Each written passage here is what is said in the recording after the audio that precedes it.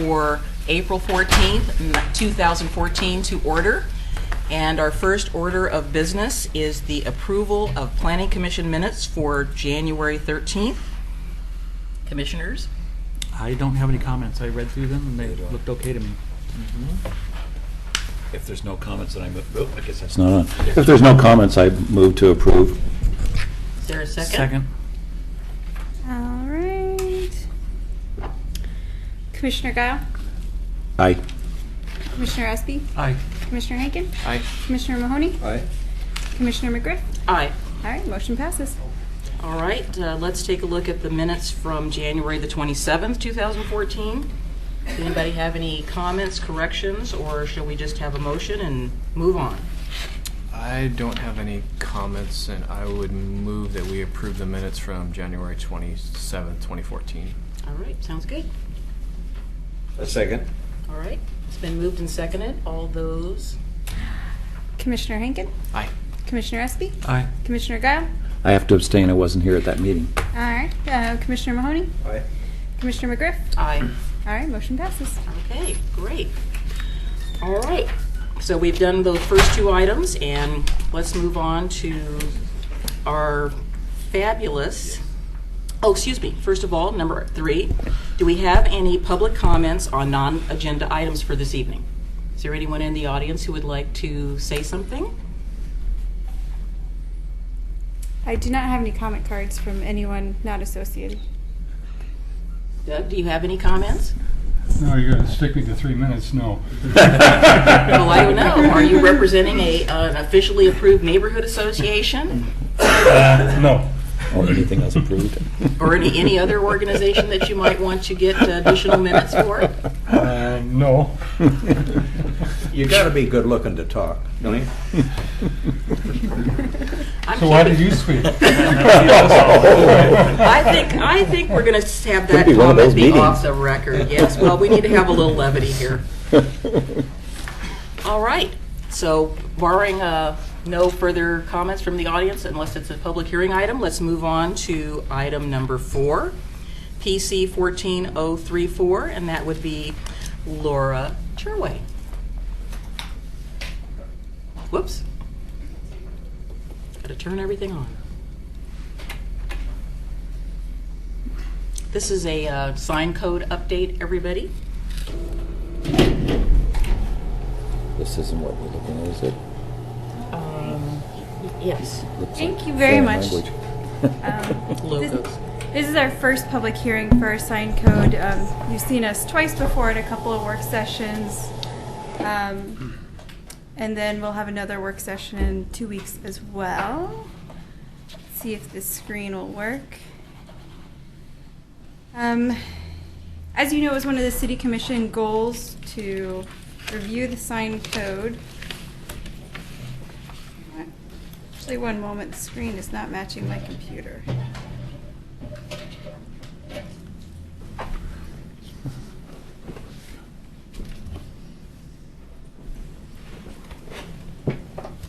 Is it working? Yeah. All right, thank you for your patience. So, as you know, it was one of our City Commission goals to review our signage standards. We currently have standards for signage on private property, how many signs you can have, how big those signs can be, where they're posted, and so forth. And it was one of the goals to look at those standards and see if they're still appropriate. They hadn't been thoroughly reviewed in over 20 years. So we wanted to see on the spectrum, are the standards still appropriate, or are there changes that we need to make? We had a project team put together, and we wanted to do an aggressive public involvement campaign. So it was important to us to review these signage standards with as many people as we could, as often as we could, and as many people looking at these signage standards to make sure that they're appropriate for all applications.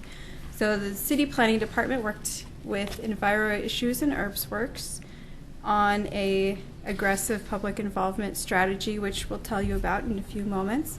We also put together a community advisory team consisting of 11 volunteers who dedicated many hours of reading emails and meetings to look at these standards. We started this process back in the summer of last year, and we've been working on it consistently ever since. And the community is obviously a large part of this. We tried to meet with as many community members and groups as we could. So our goal is to come up with standards which are safe, clear, and fair, and supported by the community. So with that, there's a legal disclaimer, since there's a lawyer sitting here, that we have to say when we look at signage standards, we're looking at, again, the number of signs, the locations of signs, the materials of signs. We're not looking at what the sign actually says. So we're staying content neutral in the state of Oregon. We put out a draft of proposed code on March 10th, and we are expecting to receive additional comments on that draft, and we'll come back to you with another revised draft on May 12th. With that, I present to you Ryan Orth with Enviro Issues to talk about our process for community engagement and how we got to this point. Great. Thanks, Laura, and thanks, commissioners, for having me here.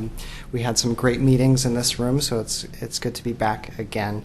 I'm going to focus on this slide for just a moment to walk through an overview of our public process. I don't want you to strain too much to read the fine print here, really just to demonstrate that there was a strategic approach, that we had broken it into 3 phases and wanted to get out early as possible beginning last summer to gather feedback at a number of venues before we engaged in a more formal process with a community advisory team represented by various interests in Oregon City.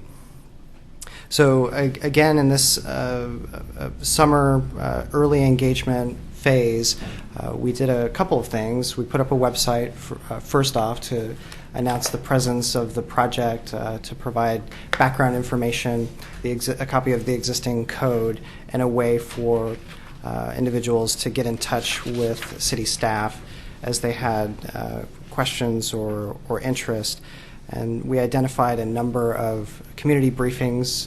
We went out to neighborhood associations, the Chamber of Commerce and Main Street Oregon City, and a number of city-led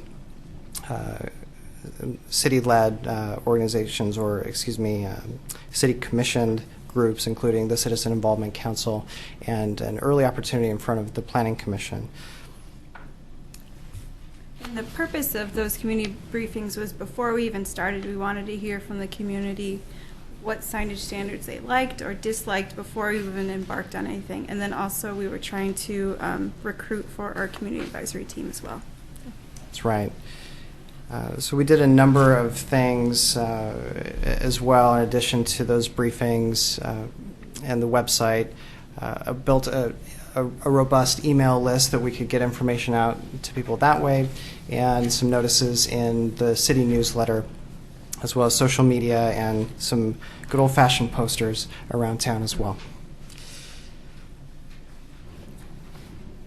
As Laura mentioned, the purpose of this early portion of the project was to get a sense for where the community stood relative to the existing standards and where they thought there could be improvements or had ideas. So gathering all that feedback and taking a look at it to understand where we would focus here in this next phase, which is focused on developing a set of community recommendations that could inform a more formal code update.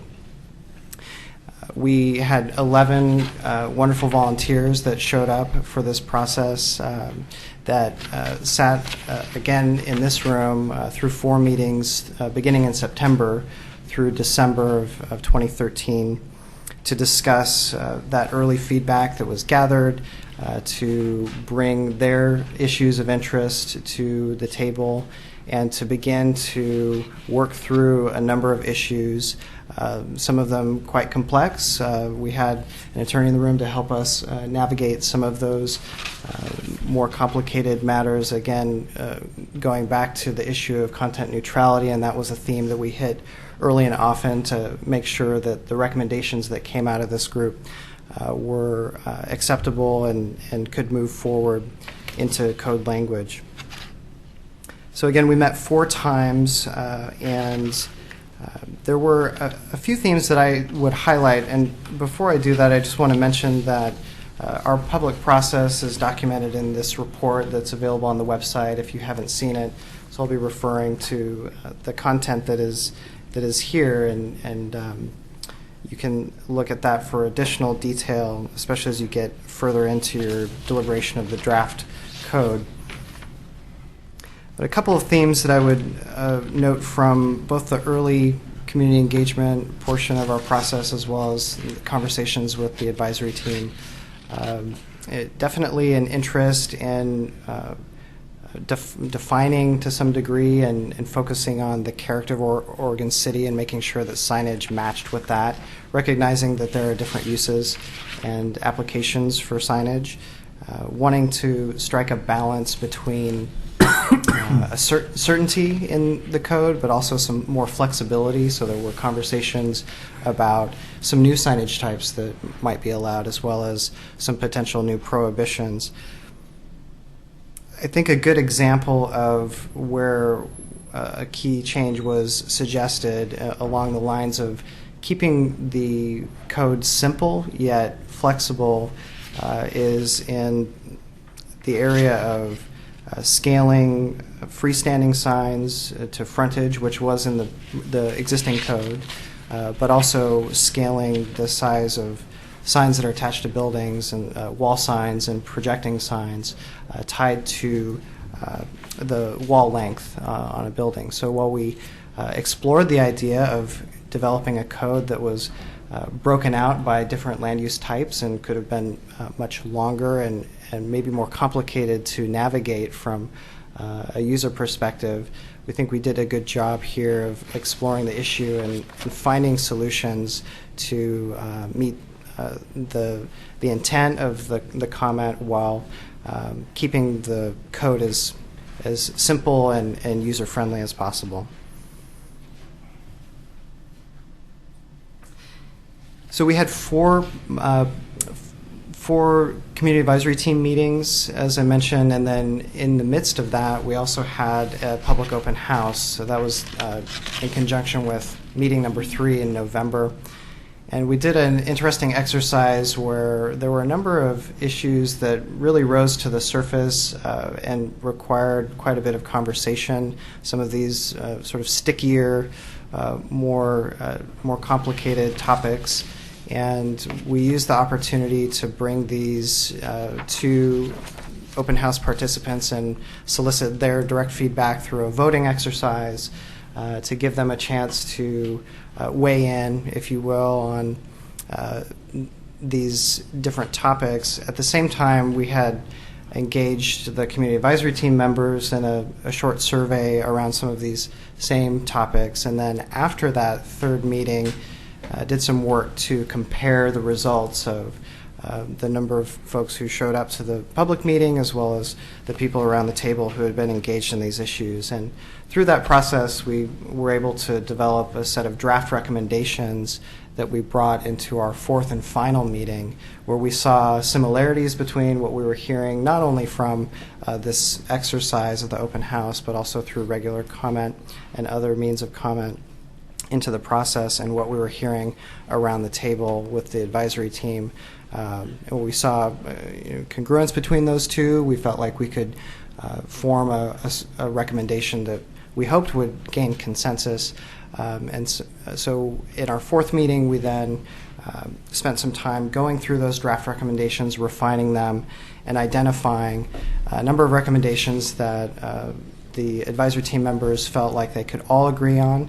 Another set that where there was a strong majority, and then a few remaining issues where there were some split opinions and we didn't have a strong majority.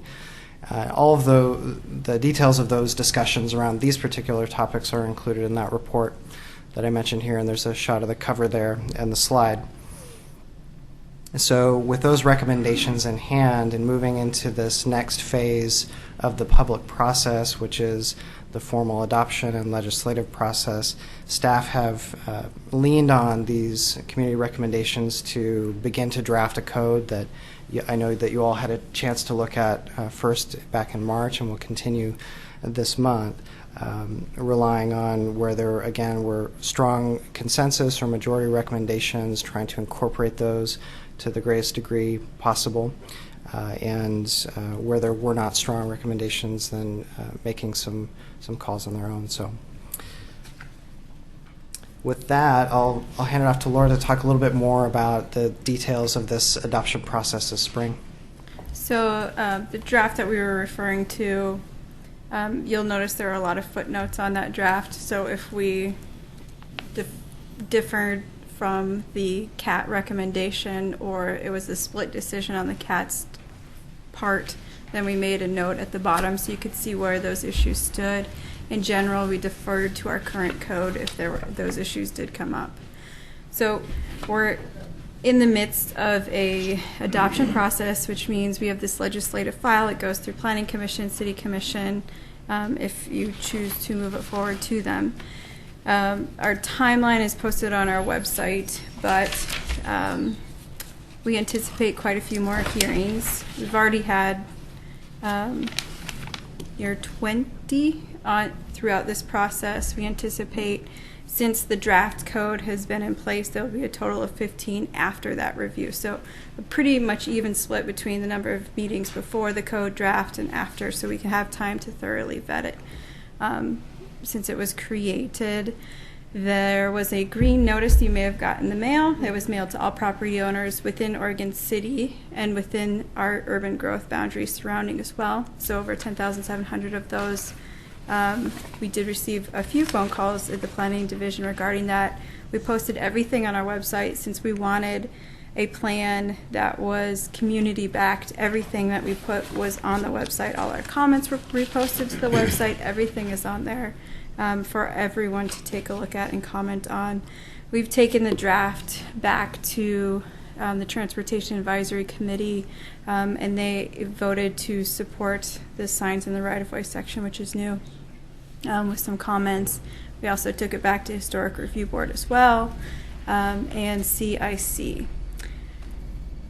If things go in the timeline that we've guessed, then we would look at adoption at the end of the summer, and it would be in place a little bit after that. So next steps are our work session in 2 weeks. We started talking about the code. We're taking any comments that we've received and amending the next version of our code, which will come out on May 12th. So we're going to continue the review of the code in 2 weeks, and then we'll have that version number 2 out shortly thereafter. So at this point, we wanted to thank our community advisory team volunteers for their many, many hours of review of hundreds and hundreds, maybe thousands, I don't know, Say thousands. of code and comments and all the emails that we've sent them. We really do appreciate it. We had a Matrices, I would ask. add as matrices. well. Oh yes, yes, yes. We had a really good group. We had such varying interests, and I think it made a really good product. Everyone who's volunteered on the committee is listed on the screen. We had some fill-ins for meetings here and there, and they're listed as well. But at this point, we would like to have the mayor award certificates of appreciation. I'm assuming we will have some brief questions after this part is done. Yes, we'll be looking for comments from our CAT members for you as well. All right.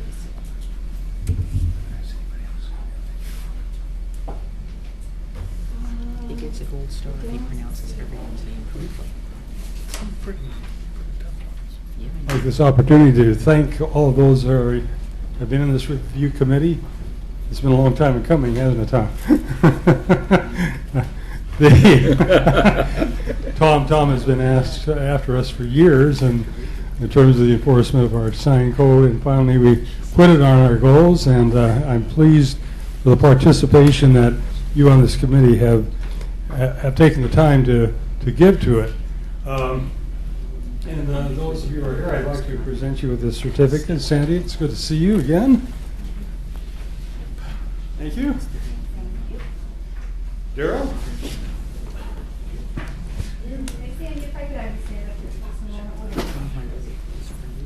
There are a couple here who, gee, I think there's a conflict of interest. There are two planning commissioners in this group. How can that possibly be? We're everywhere. We're One everywhere. worked very hard? One worked very hard. Oh, okay, well, that's great. We're everywhere, Doug. Huh? We're everywhere. You're everywhere, yes. We're everywhere. Tom O'Brien? And anywhere. Well, it pays, right? Bob LaSalle? Thank you. Zach Engen, thank you very much. And Bob Mahoney, thank you all. I appreciate the great work you've done. And did I get everybody? You guys got to get up. Hey, you got to get up here and get your picture taken. Get off there. Do we have to sing to them or something? No. Go ahead. I don't know how good the picture will look with us in the background. That'll look kind of weird. Let's just wave our hands. We could bomb it. We could bomb the picture. Let me position myself in between you guys, if that's okay.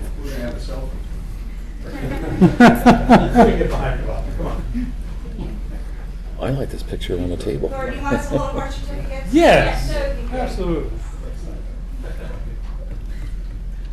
How many of those do you have now, Tom? Thank you so much. I didn't know they gave certificates. I would have worked Tom on it. O'Brien, how many of those do you have Thank now? I appreciate it. And of course, at You're one in the point, it'll collection.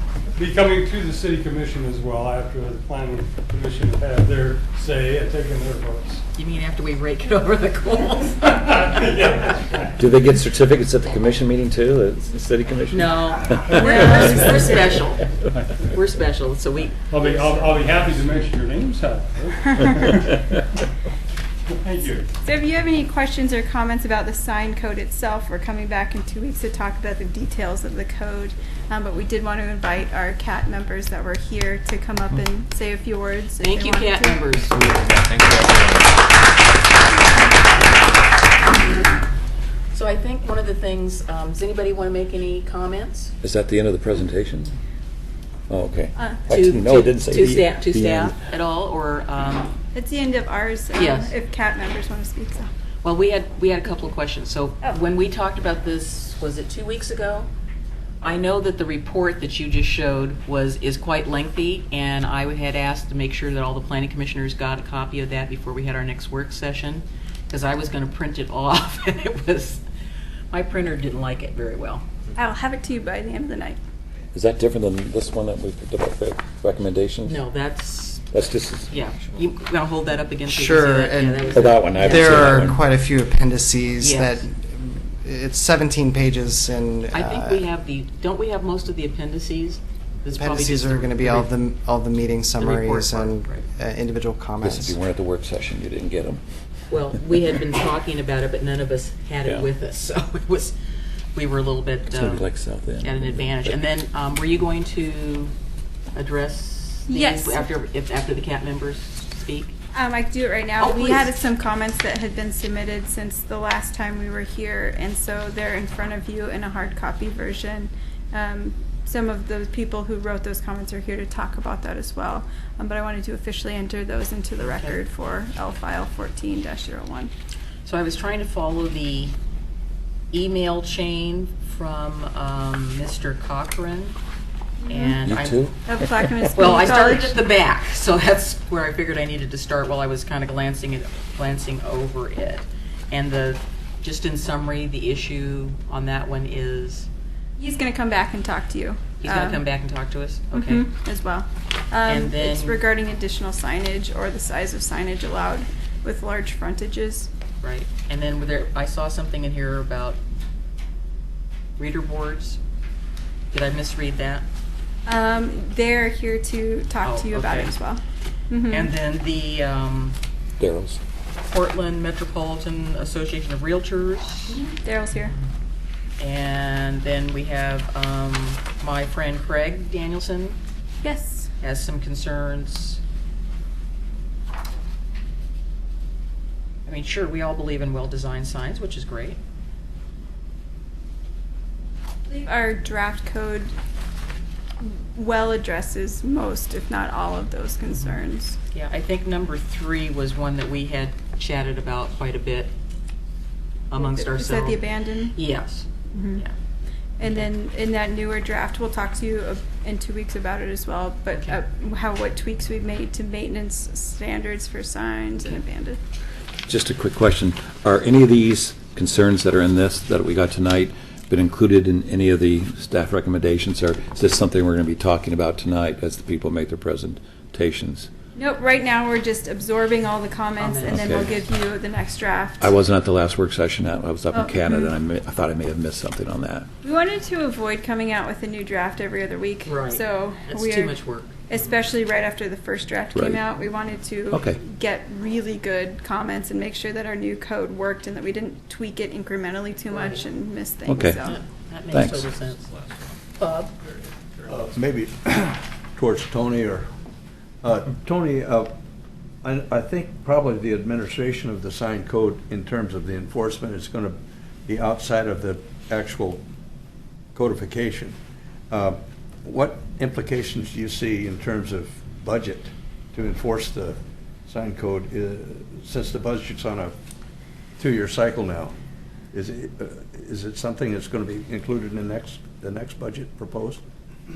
Yeah, if we're going to move to stricter enforcement, then yeah, dealing with, what are the appropriate fees for both private and signs in the public right of way, and what can that generate, you have estimates for that, and then determining what level of enforcement are we willing to fund through the general fund or other sources of revenue to meet the goals that we want to see done. There's certainly ways to do budget adjustments mid-year. Should the commission make that city commission make a decision on funding sources that are applicable. We would obviously be adopting new fee resolutions potentially. We've had some discussions about what are the appropriate fees. We've looked at other jurisdictions, so that would be accompanying any code regulations in order to implement some of the changes. We think that education.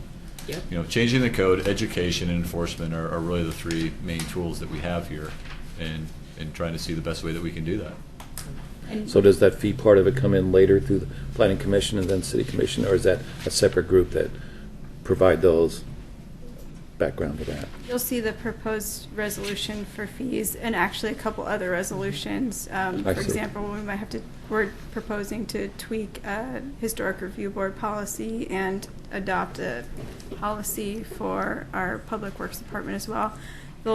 There's a package regarding all issues that are related to the sign code but not in our code, such as enforcement and fees. And you'll see the first draft of a staff memo on that on May 12th as well. Terrific. Big night. I know it's just a different way of saying it, but just for the public's edification, the Planning Commission had quite a discussion about how to gain compliance of the code. So if you want to call it enforcement, I like to call it compliance. And the reason that we had a long and large discussion about that is that we were looking at how do we make the new sign code reflect sort of the image that we want to project as a community, as opposed to having lots of non-conforming signs hanging around for a long period of time, but looking at a reasonable amount of time so that they can be removed and that we have something that's more in compliance with the current code. So that's just for the public's information. That's where we were going with that particular issue. Did you have anything you wanted to add, Zach? No, I would just say that it was great working with the group of CAT team members, and Laura and Ryan were really good at wrangling the very divergent opinions and ideas and bringing it down to something that was digestible. I think was quite an accomplishment. So my hat's off to you guys, and I look forward to seeing how what the fruits of all the labor will come out to be. Paul? I don't have any comments. Nope. So just one quick question, Laura. I was just looking in the draft that we had last time. Now, I just want to be clear, because right away to me means a lot of things. And so what are we defining as the right of way? I know that the sidewalk is part of the public right of way, but I'm presuming that we do not want people to place signs in the median on McLaughlin Boulevard, or nor do we want them in the public right of way that belongs to ODOT, or in places where it's unsafe and dangerous. So were we contemplating putting a definition of right-of-way? That is a good question. We do have a definition of right-of-way. I'm not sure if it's in this version, but it's definitely in the next version. Okay, it's in the next And, version. Our sign code for right-of-way, we made it a little bit more explicitly clear that it's only for Oregon City right-of-way. And then there's a subsection underneath that where it says where signs are not allowed in the right-of-way, and it includes medians, at corners and stuff like that as well. So we are specifically only talking about Oregon City right-of-way. But we don't want them in the median and Malala Avenue, I presume. Yep, so no medians Right, at all. okay. And then there's traffic site obstruction problems, so there's limitations where they definitely cannot be. Yeah, And I don't- think I don't heard, want- sorry. No, go ahead. I think I heard you said in corners where two major, Intersections, yeah. major streets intersect, Mm-hmm. like in Park Place, Redland, and Holcomb, that huge corner there? Mm-hmm. Okay. Yeah, the, matter of fact, I had a question posed to me about the right-of-way that belongs to the Oregon Department of Transportation, that the Park Place neighborhood sign, and they were asking sort of off the record whether or not signs could be placed there. And I said, well, that right-of-way belongs to the state of Oregon, and I would presume that that is off limits. That is not Oregon City right-of-way. And if you are doing your cleanup and you find things there that maybe are not supposed to be there, I said, you use your best professional judgment about what you want to do with it. Because it isn't ours. It isn't ours, where that sign is. Yes, We're talking clean pretty corner much anytime. political signs, aren't we? No, you see Content garage sale neutral. signs, moving sales, estate sales. I mean, Yep. people just Yeah, but put them, in that particular right of way. temporary in Yeah. nature, that kind of. But Well, they there's- they yeah. just had a cleanup, and I was up there yesterday, and there's already like 5 or 6 or 7. On that particular Signs. corner, Bob, we've had up to 20 signs. Some people nail them into the trees and nail them into the Yep. Park Place sign. Yep. Like, there's a McLaughlin, Park Place, welcome to. People just nail them, put them in anywhere. We've Yeah. done several cleanups there for that corner, so that's why I was asking that Yeah, question. that's ODOT right away. So I think we will have the opportunity to come back at a work session, and there'll be multiple other public hearings. So if there were any other questions, maybe we could We'll save them for then. move on to the Yeah. public testimony. Okay, thank you, Laura. Thank you. Are there any members of the CAT team that would like to come up and speak and talk to us? Tom, Laura, did you have sign-in sheets already? have people filled out their little comment cards? They do need to have comment cards for this as well. Okay, well, you can do it afterwards. We know you. We do? You're a friend of the court, so to speak. This is Tom who? Not Tom Guile. Tom O'Brien, resident of Oregon City. One of the areas that I think we need to be cognizant of moving forward, and I'm very pro-sign. I spent over 24 years in the sign industry, so I recognize the value of signage. But I think one of the things that I've seen cities struggle with, and I see it as a potential area of struggle here, based on feedback that I have had from the police department, the code enforcement department, and so forth in the past, when I have asked them to specifically target certain signs, such as the auto wrecking yard sign that was in existence next to the Wendy's up here since late 1980s and finally was removed this past year.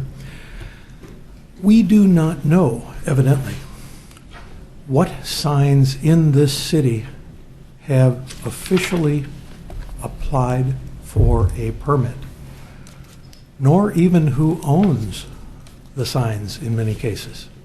There's a sign a block away from here at the corner of Washington and 7th that is on a parking lot. Obviously, the parking lot is owned by someone, but that sign has been empty, rusted out, all of the electrical wiring removed from it, and it is not what we want in the McLaughlin neighborhood as we welcome people to our city. Yet I'm told by the city, we don't know who owns it.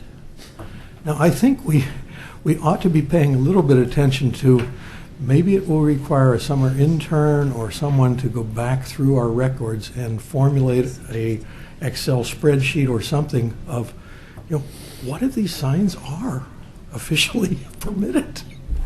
I think it just makes sense. Guess what we brought up at the last work session? This exact. I don't know. I thing. wasn't No, here. We did. We talked about putting together an inventory of, as I said, let's get a bunch of minions and put them. Some interns that's are what I great with the said. computer. You could throw an Excel We spreadsheet do. in front of them, and let them go through pages and volumes Exactly. of past information. Exactly. So you're preaching to the choir. We had already suggested that, and thank you. Are you That's terrific. available this summer to help with that, Tom? Tom will be the driver. We'll have Tom drive, and the rest of us will stick our head out the window while we're taking the pictures of the signs.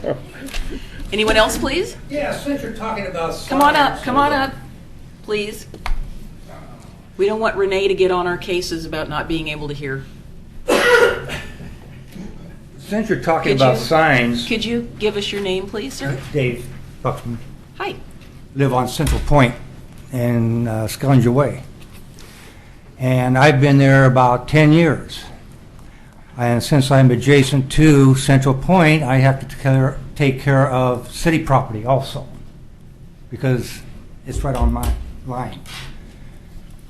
All I've done is clean up dog shit. And I think that's a permanent sign you guys should put out in different areas so that people don't, so they know what the fine is. Because when I have to clean up city property that's adjacent to mine, I shouldn't have to put up with it and step in it.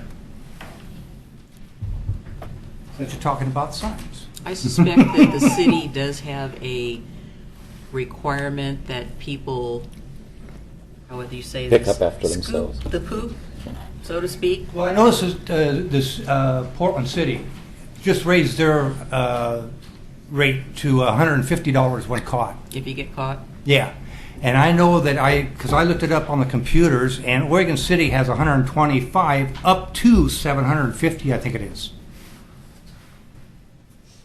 But Okay. I think it should be announced a little more than nothing's being said. I've caught, I'll bet 8 to 10 people that walk their dogs right around my property. I've had to clean it up off my driveway. I've had it on my lawns, plus the city property. And these are people that don't carry bags. They don't carry the bags. And I've caught a lot of them that weren't. Some of them won't even walk down the street now by me. They walk across the street. But I think it should be announced a little more. Okay. Doug, did you hear that? Okay. That's a bunch of.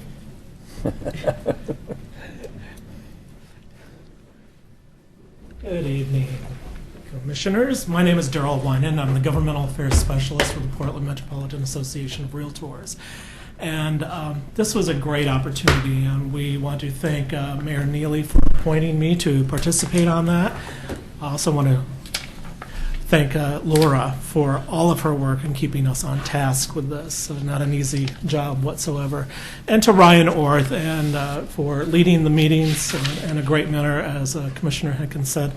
And also to Bridger Weinman, who took copious amounts of notes and sent them off to us. It was a great experience, and it was a good group of people. I've previously submitted my comments in writing with respect to 3 or 4 items. I won't go into detail about those. But I appreciate the fact that the consideration for the use of an A-frame sign on private property for those open house issues. And I also encourage the Commission to think about open house signs in the public right-of-way in residential areas and how they differ from business applications, and that there may be some areas that have fencing or landscaping that do not allow for that open house sign to be seen as someone is driving by. They stand this tall. And so if your fence is this tall or your hedge is that tall, they won't be able to see that. But just to allow that open house, it's for a very limited amount of time is what has been recommended and is in the proposed language. And we certainly support that. As I indicated, there are like 8 cities that are currently allowing that. And your neighboring cities of West Lynn and Lake Oswego and Wilsonville allow that for those very temporary periods of time. And I'm available for any questions. We are pro-education of our members. We provide a guide, a summary guide of all the sign codes in our municipal area. We cover the 25 cities, maybe 26, and the 3 counties. And that's available for anyone to go on and get a brief summary of what the other cities are actually doing. And that's on our pmar.org/signs.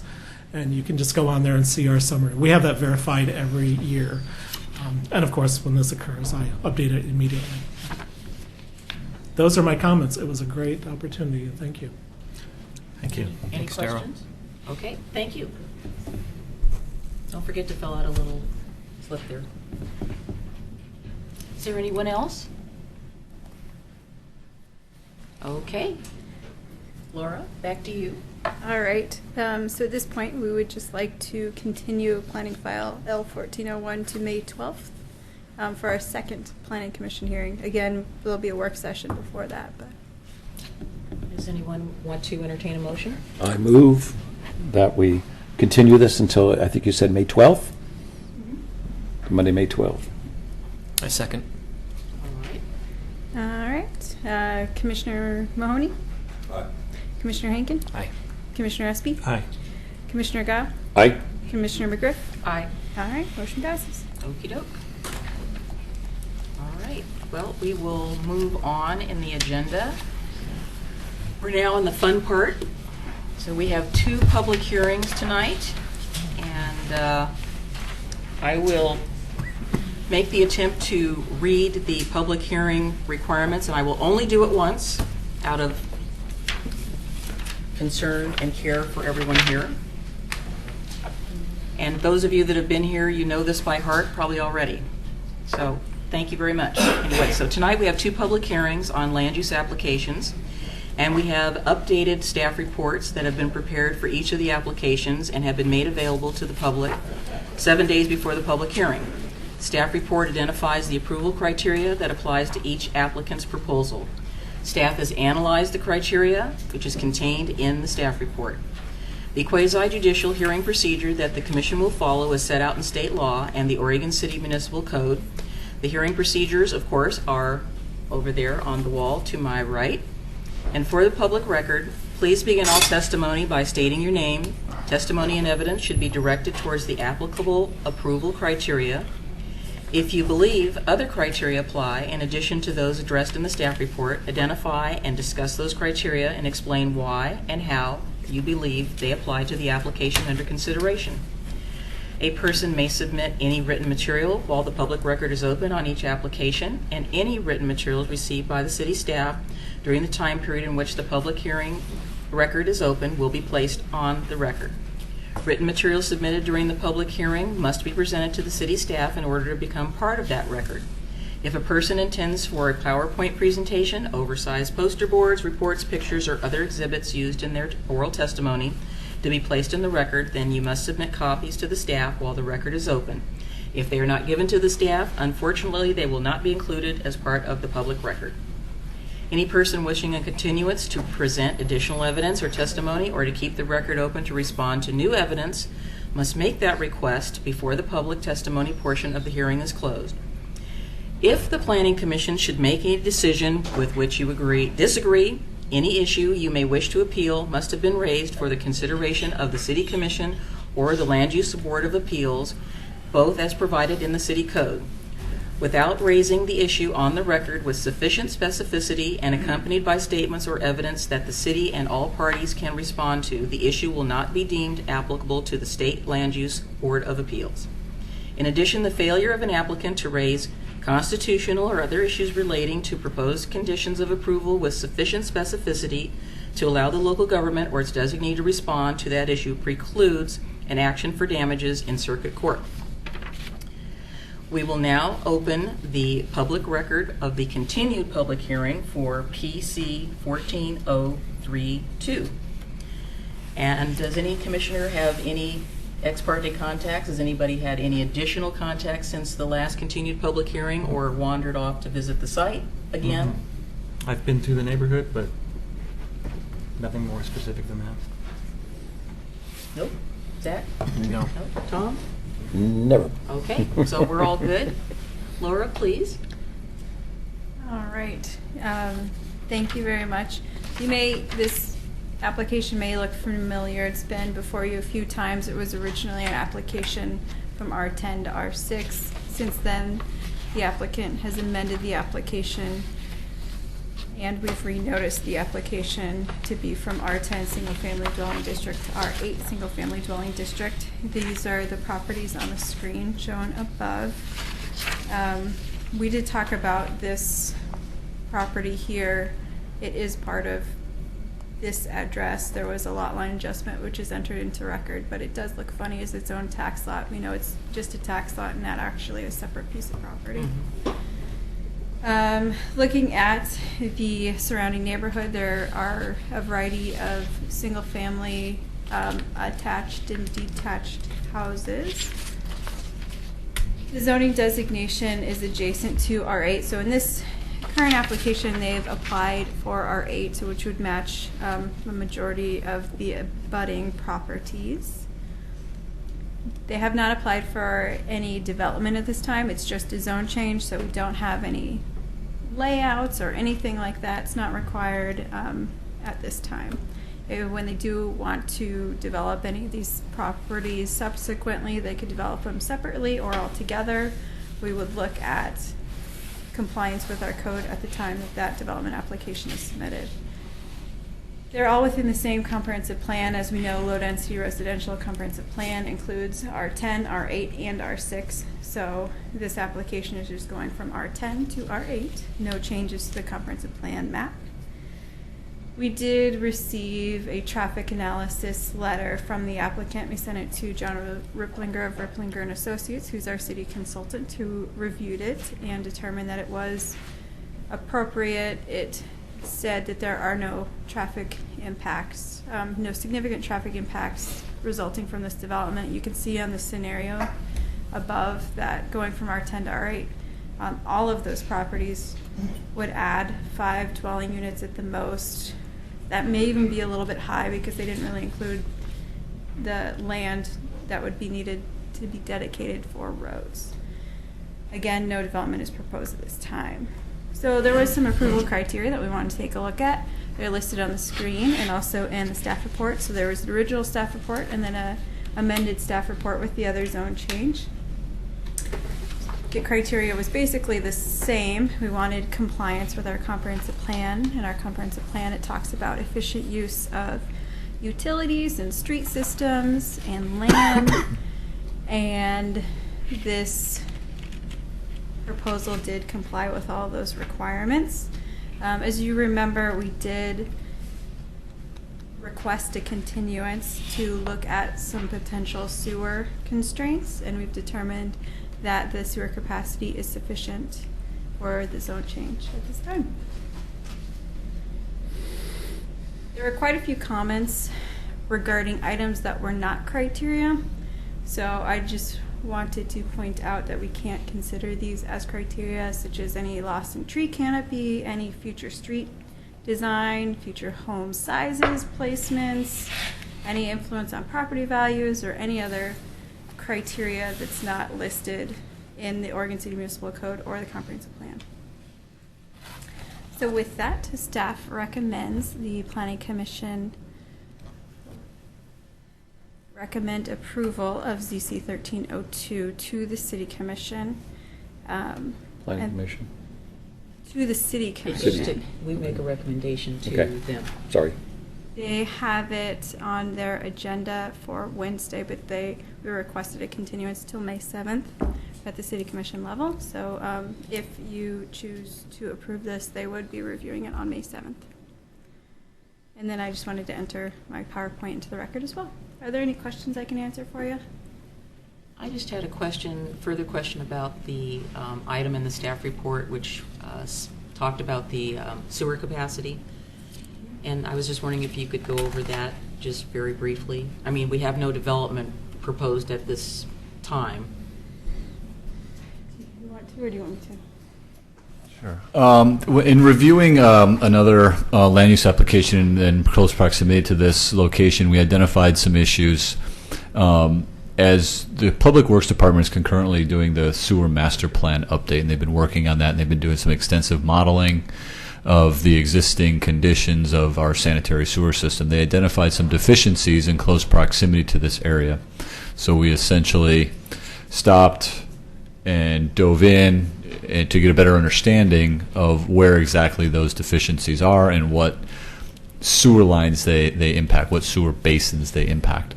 In doing that analysis, we identified 5 areas throughout the city where we have potential improvement requirements that are necessary. This is not located in one of those areas. So we were able to clarify that the basin that this drains to is not impacted with the existing conditions of the amount of sanitary sewer effluent that it's currently handling.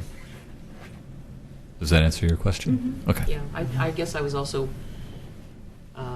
anticipating when we were going to be meeting with John about that. I suspect sometime this fall.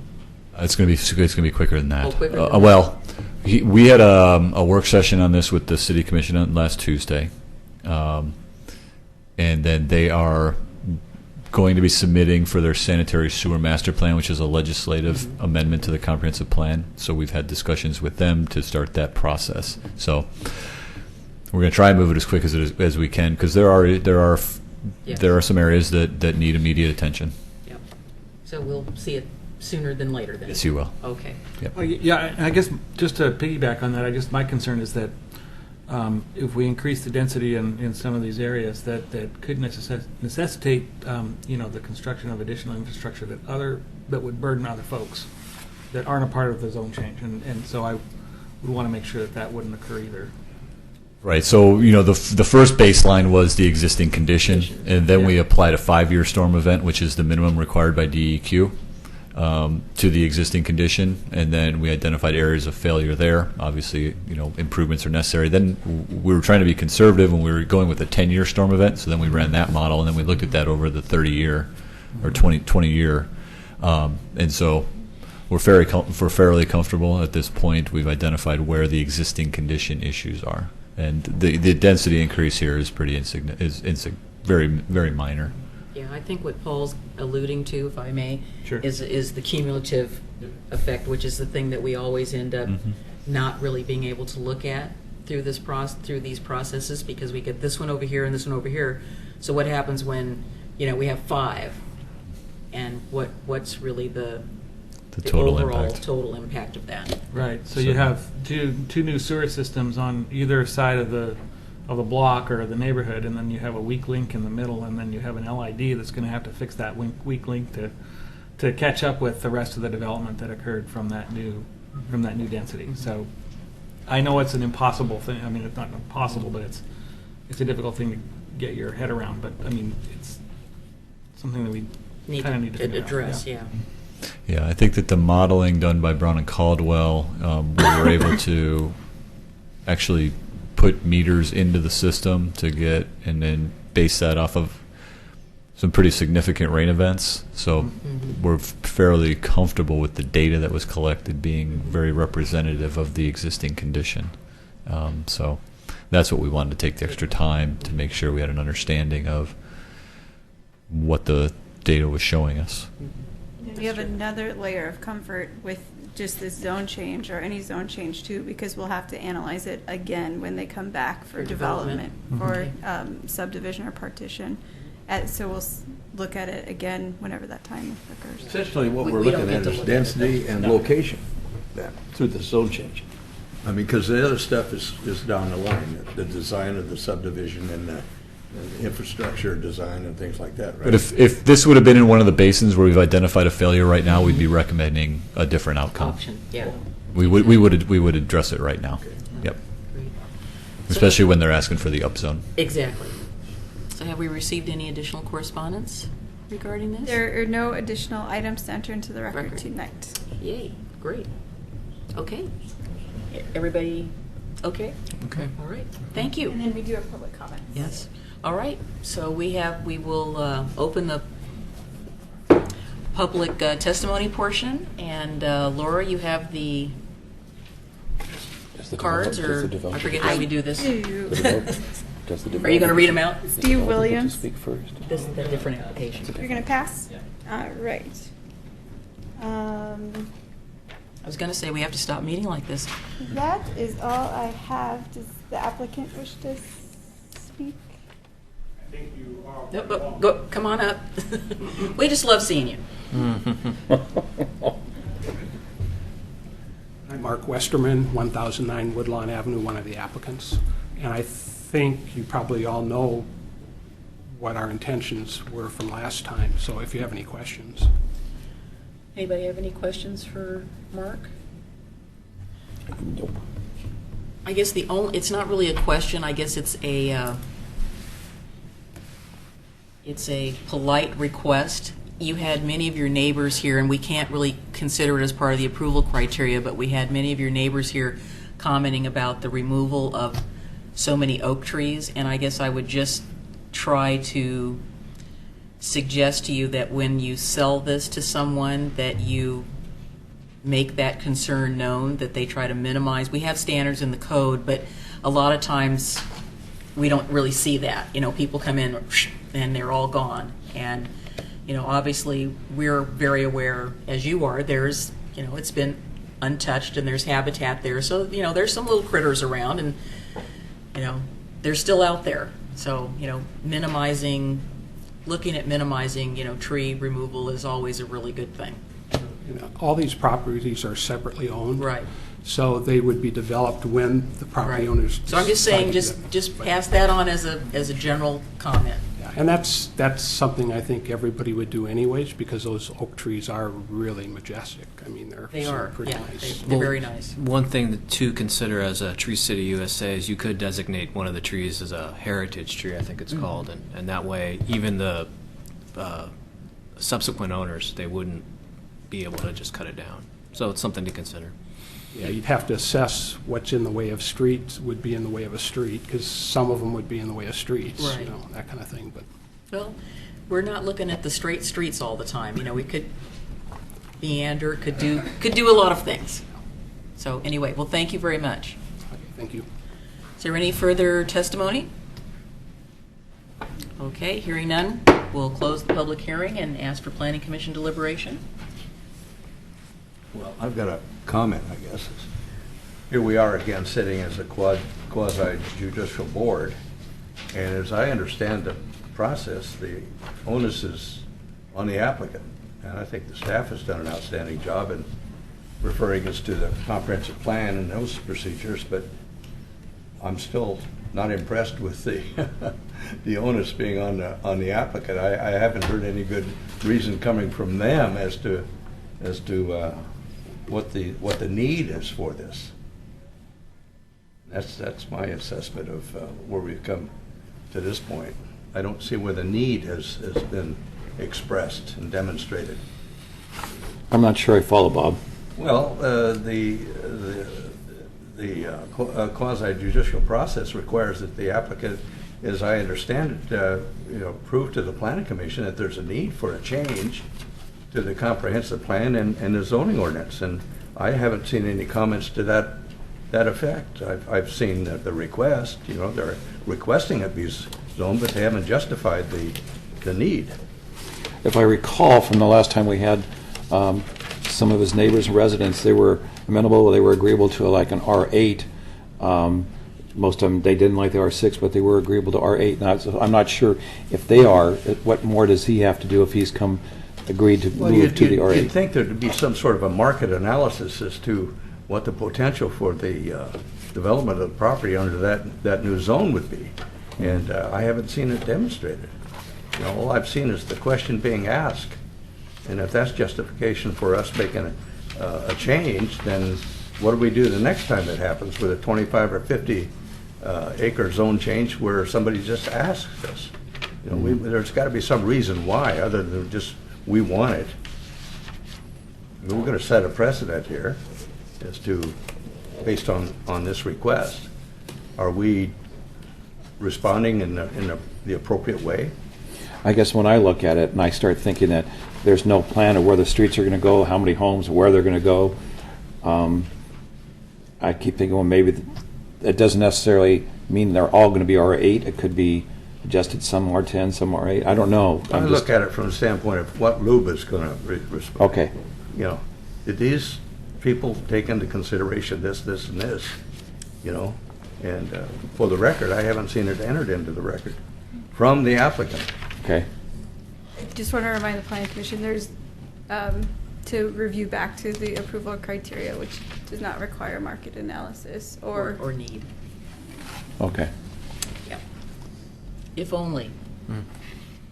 Next time, Bob, when we rewrite the code, we'll put that in there. Well, I think the case law has already been written for us. There are some jurisdictions that do require a needs analysis for significant zone changes. Usually it goes from maybe from a residential to a commercial, so if you're taking residential houses out of a housing stock, and you've got to look at that to see whether or not you have enough houses in your community, and then whether or not you need additional commercial or office or whatever it is you're changing the zoning to. From R6 to R8 or R10 to R8 or any of that kind of stuff, it's a pretty minimal amount of lots that we're looking at. I mean, how many more lots will this give us when we go from R10 to R8? Probably five. I saw more 5 more lots. homes. I think I saw 5 or 6. So, at the very least, that'll help us in terms of metro compliance for, our housing densities and that sort of thing.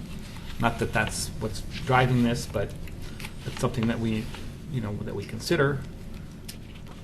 I don't see a large impact. The only thing that I could say, and it's probably more of a policy thing than a criteria, is that so oftentimes we end up approving an R8 as sort of a default because we don't really want to see an R6, and maybe R10's too big. But we end up having a lot of house on the lot and not enough margins to preserve the trees. So you ask the builder, well, why didn't you save that oak tree? Well, because I wanted to build this type of house, and the city's setbacks are such that we had to cut the tree down. That kind of thing. I've run into that before. Yeah, we have too. So, I guess I still want to have down the line, some kind of tool that we can use to maybe group density, design development in these collective areas that preserve the trees, yeah. and put, and concentrate some of the density, or the allowed density in other areas where they're not trees, so that you get both. Well, some of the nicest neighborhoods in the Portland metro region are the ones that have the large trees, and obviously not all those trees were there when they started, but those are the really desirable neighborhoods. So Right. I think what you're getting at is, let's create the desirable neighborhood now and not have 2-inch, like I like to call them stick trees that come in, and then, in 30 years, then it becomes the desirable neighborhood because they've finally gotten big enough. But you could create an area where it's already there.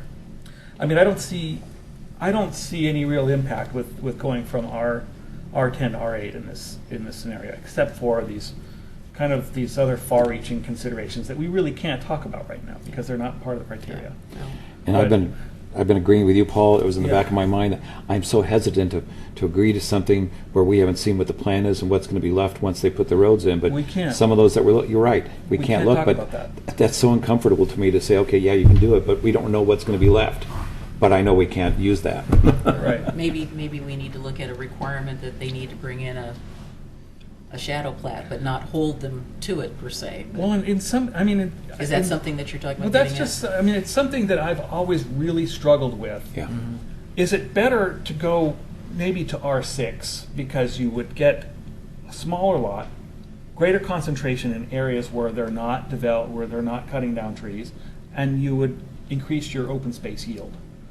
Or you get just slightly smaller lot at R8, and you get individual open space on each lot, but probably encroaching into a lot of the vegetated areas that everybody knows and loves. But the R6 could mean I more don't know. homes and Yeah. less trees Tony, too. that doesn't- Right, that's Yeah. true. We don't That's have true. a mechanism through No. this process to say it's going to be a planned development or it's going to be a cluster type development at this right. stage. So Yep. it's a great idea, but how Yeah. do we make that leap? How do we get there? I guess I just remind, we have code 1741 as tree Yes. protection. We've adopted mitigation standards. We've adopted how trees get mitigated for.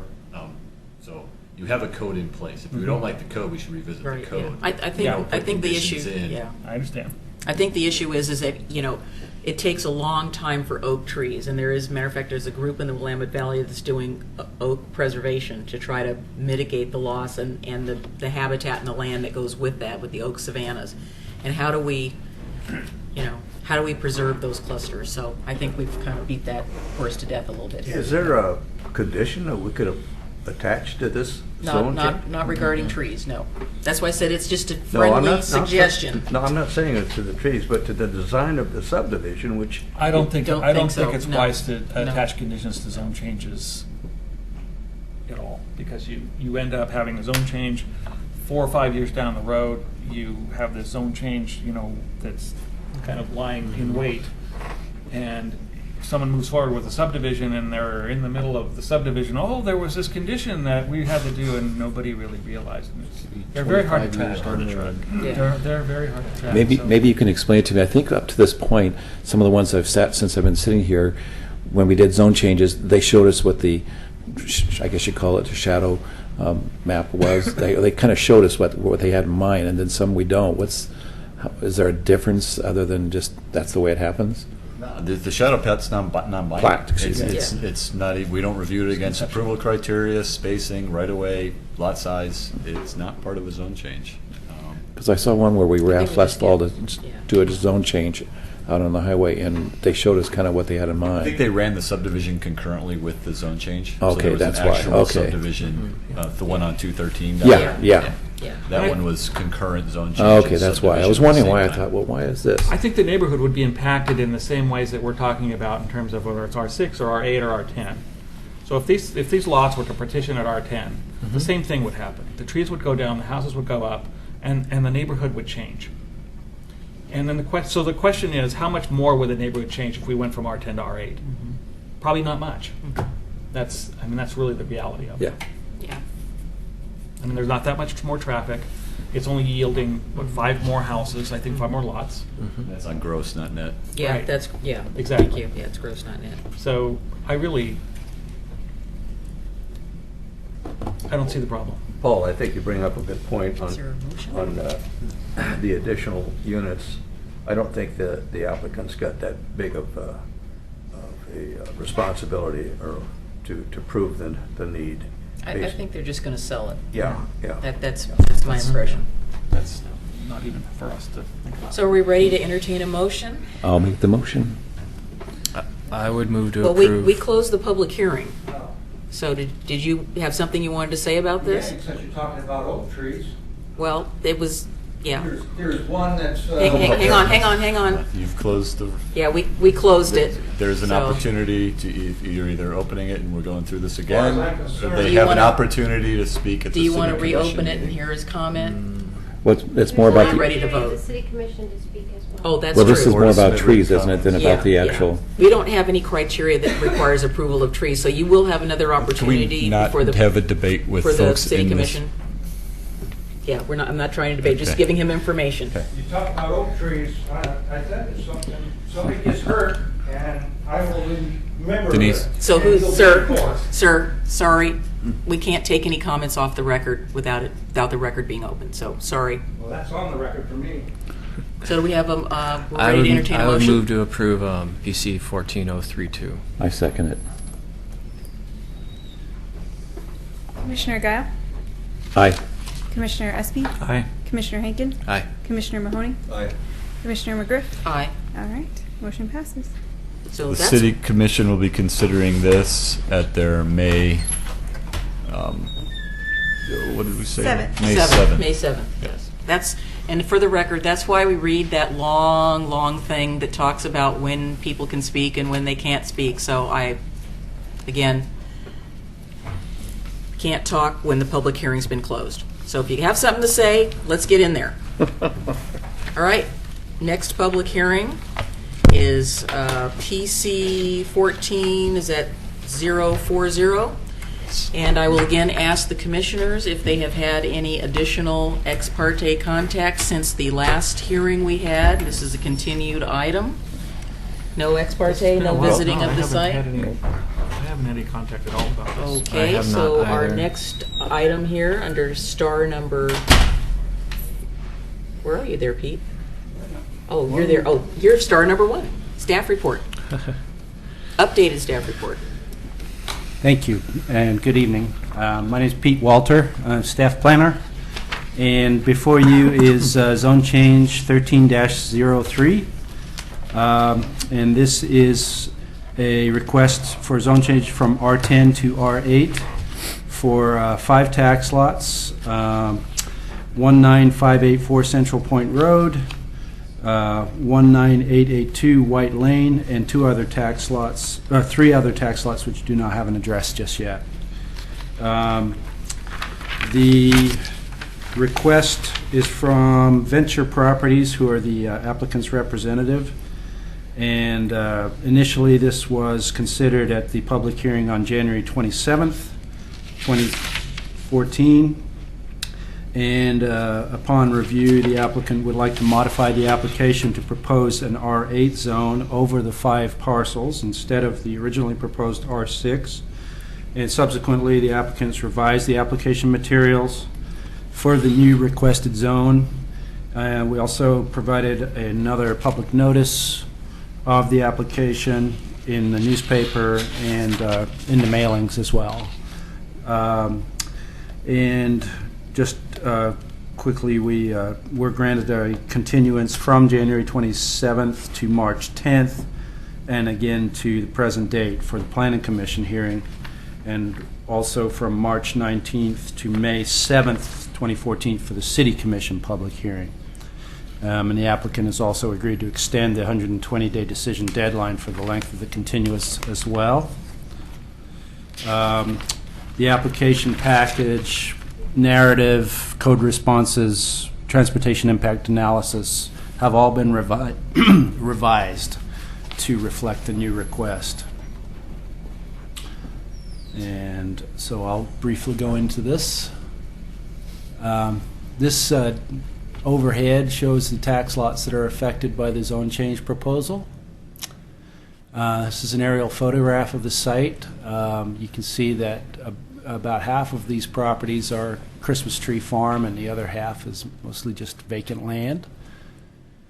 There is an easement on the southern portion of the 3 tax lots, which is the power line easement, and that is approximately 125 feet wide. It's a PGE power line easement and runs east to west approximately 700 feet across those properties.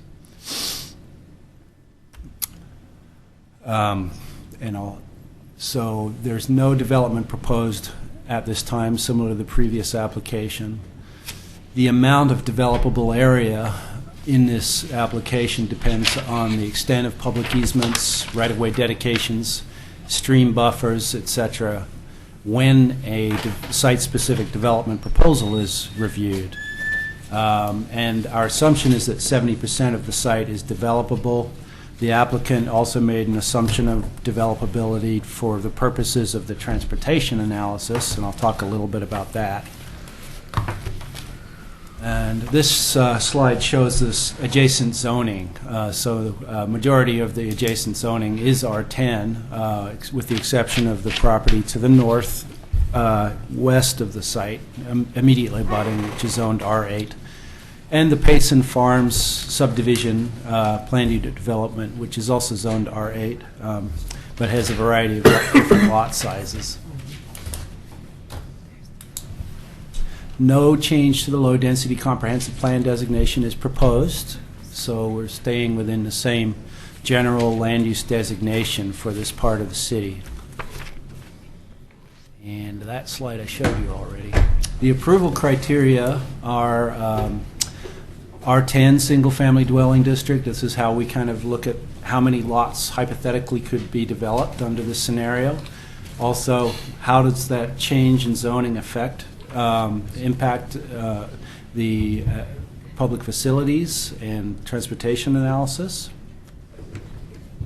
We review this against the city's comprehensive plan policies, and that requires consistency with all of the relevant comprehensive plan policies, including public facilities and services, the capacity of the transportation system, and any statewide planning goals that may be applicable if they're not addressed in our comprehensive plan. And the first goal is citizen involvement, and that it has a section sub-goals to ensure that all of the neighbors and citizens and affected property owners are involved in all aspects of this planning program.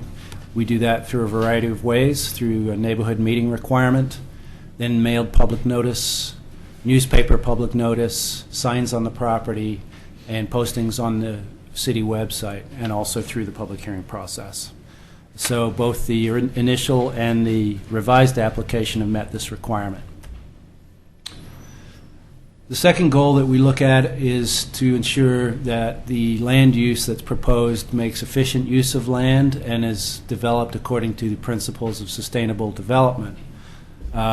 We have adopted subdivision and land division code, which applies to site-specific development plans. We know, based on our review of this application, that the zone change would allow additional dwelling units. We estimate it would have a net increase of 13 homes, changing it from R10 to R8, 54 units to 68 units. And this does maintain our city comprehensive plan land use designation. And so we're feeling that that part of the comp plan has been met.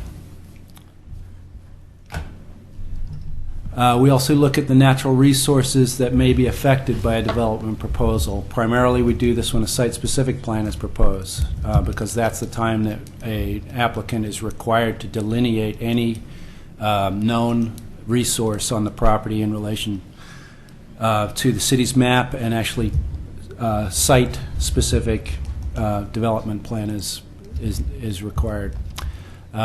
So future development applications must show compliance with our natural resource overlay district, which protects stream corridors and habitat areas, Title 3 and 13. Part of tax lot 1503 is mapped within the natural resource overlay district, and here's an overview of that finger of stream that extends up into tax lot 1503. The applicant has done a delineation, but it has not been reviewed yet because we don't have a site-specific development plan. So that's what this looks like on the city's adopted map. We show that section of stream as an intermittent section of stream. Subsequently, it has a smaller buffer associated with it, but any site-specific delineation has to follow Corps of Engineers methodology for wetlands and stream delineation, and we rely on that when we review a subdivision proposal. It may differ from this.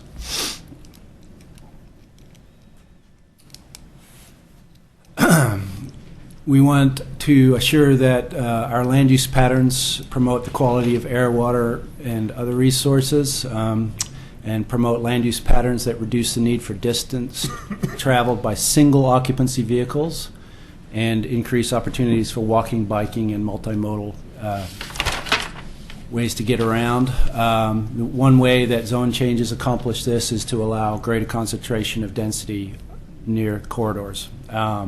There are no commercial facilities within walking distance of the site, but there are bike lanes on Central Point Road. We also have our subdivision criteria for maximum block length, street trees, sidewalks, so you create a complete street within a development site that allows people to get in and around and to adjacent areas easily. So as I mentioned before, we're staying in low-density residential. We estimated about 63% of our residential land is within the R10 and R8 districts. So this zone change would slightly improve the variety of densities and lot sizes in the city. We also look at public facilities and the utilities that are available for use upon future development of the site. There's a letter from Alita Froman Goodrich, our city engineer, in your record, in your packet, that talks about the adequacy of the sewer basin, Hazel Grove sewer basin, and that they don't see any issues with this development area as being impacted the way some of the other parts of the city are.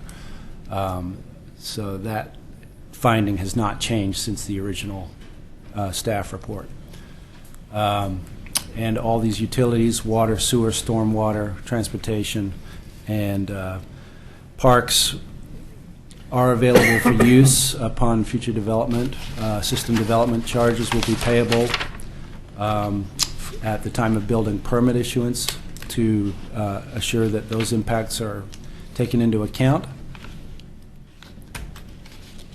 Regarding transportation, the transportation impact study was prepared by Lancaster Engineering and verified by Ron Rapplinger, our consultant, and concluded that traffic operations would be adequate at Central Point Road and the site access, also McCord and Partlow.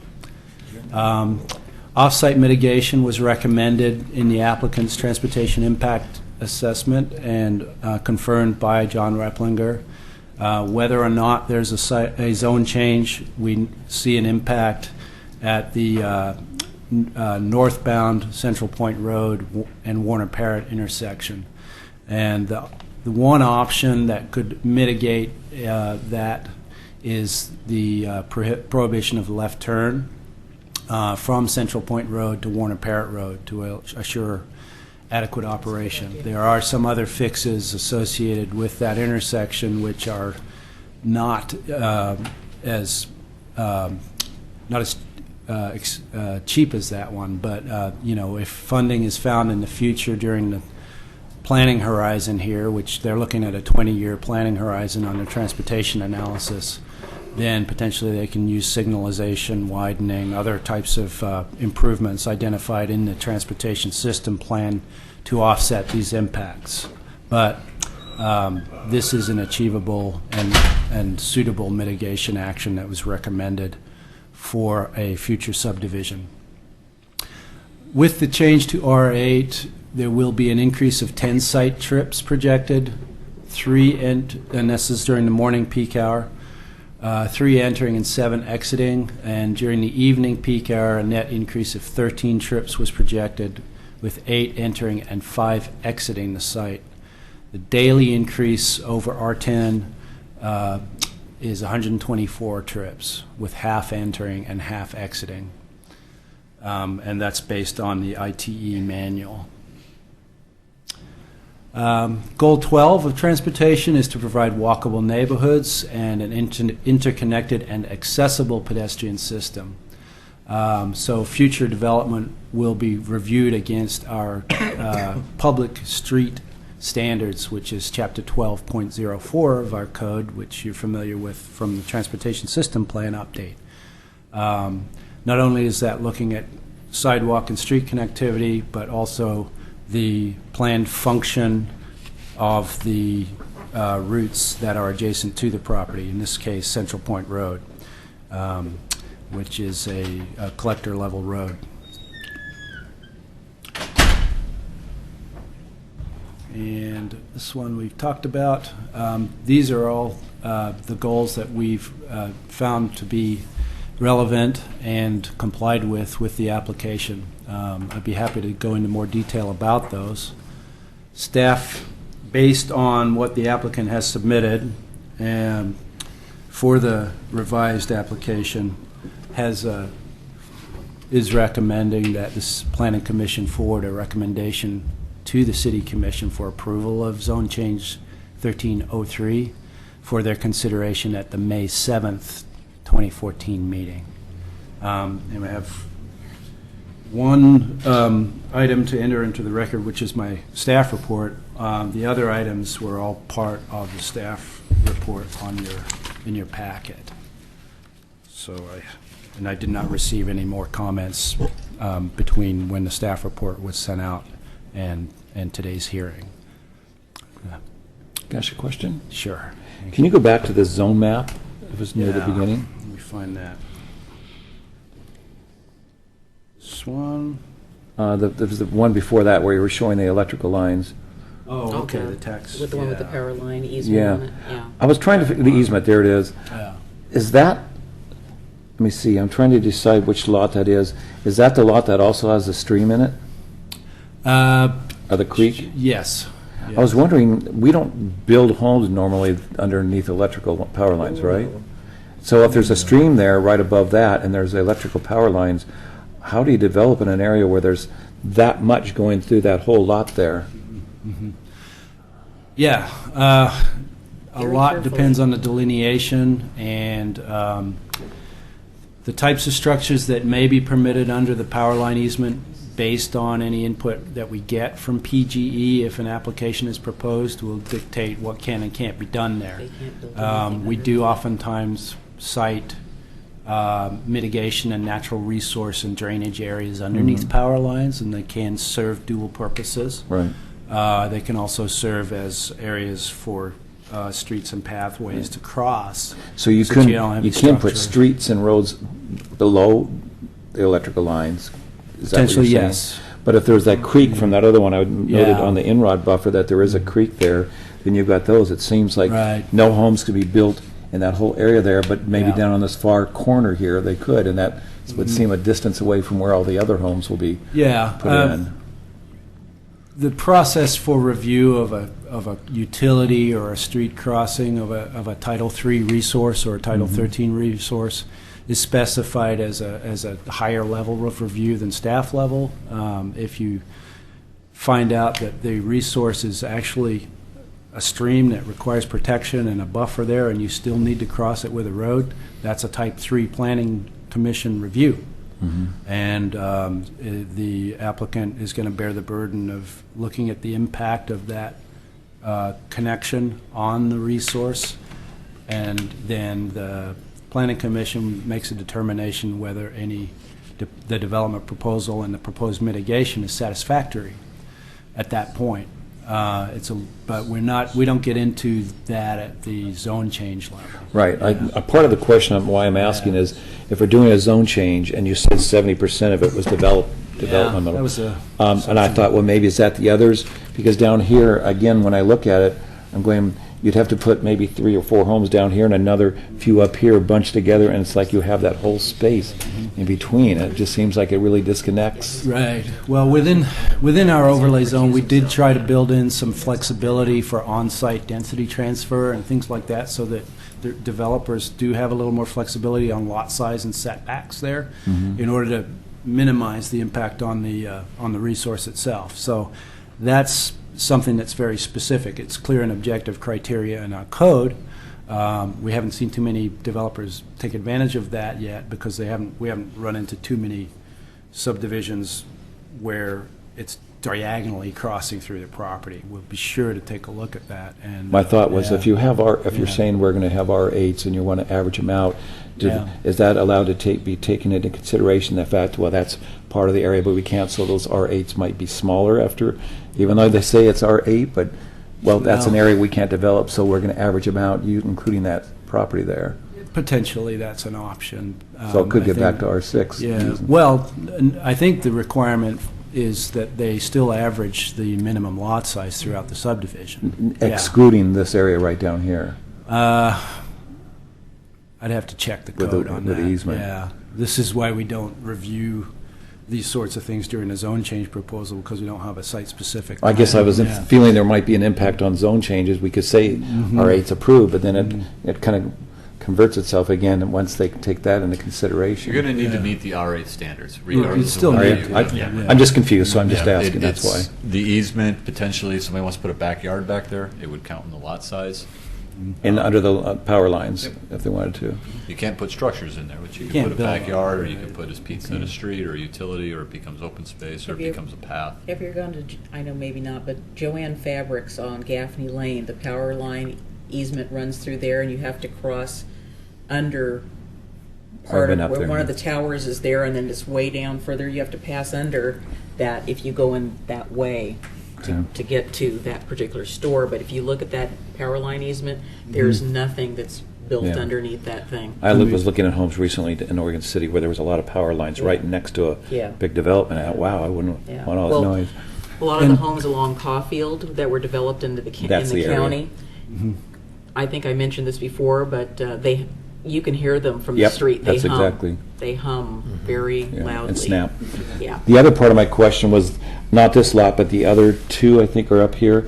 Is that a roadway right now, or is that a private driveway that was there, and is that going to be made Look at into? the area. Yeah, right there, that gray spot. Oh, Right there, is that going to be made into a That's somebody's access way. street at some point, or is that going to remain just a private? Right here? Yeah, because I was thinking, how would people get to homes back here? Part of that is here? already public dedicated It's street. public Yeah, dedicated? So, street dedication is a standard requirement for subdivisions, and connectivity analysis to abutting redevelopable parcels required at that time. So it's likely that that would be extended. So that's private right now, but it could be included as part of the Well, parcel being brought in? this is already public. It's Is public, this? you said. That part right yeah. there, but not this back here. I think all of this down to here is public to this point. Oh, it is, okay, Yeah. that's what I was wondering. Yeah, where I'm waving. Yeah, but it's not a road right now, I see trees there, it's just a Right. It's tentative just plan on for the, one. on the tax map, we could go back to that. It might not show it. Yeah, that one didn't show it on that, that was the Yeah. lower property. It's over here. You Yeah. can kind of see it on the small inset here. So it's a planned one, but it's just not It's- present right It's now. a non-improved platted Okay. public right-of-way. Yeah. Because under that other picture you had, that there was trees in there, and I'm going, Right, okay. yeah.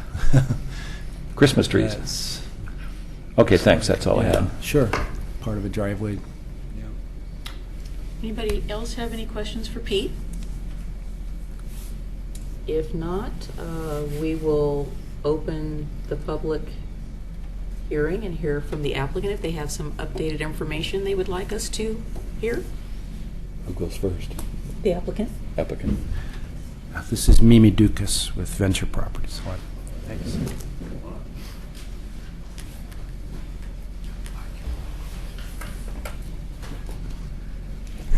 Good evening, Commissioners. As Pete said, my name is Mimi Dukas. I'm with Venture Properties.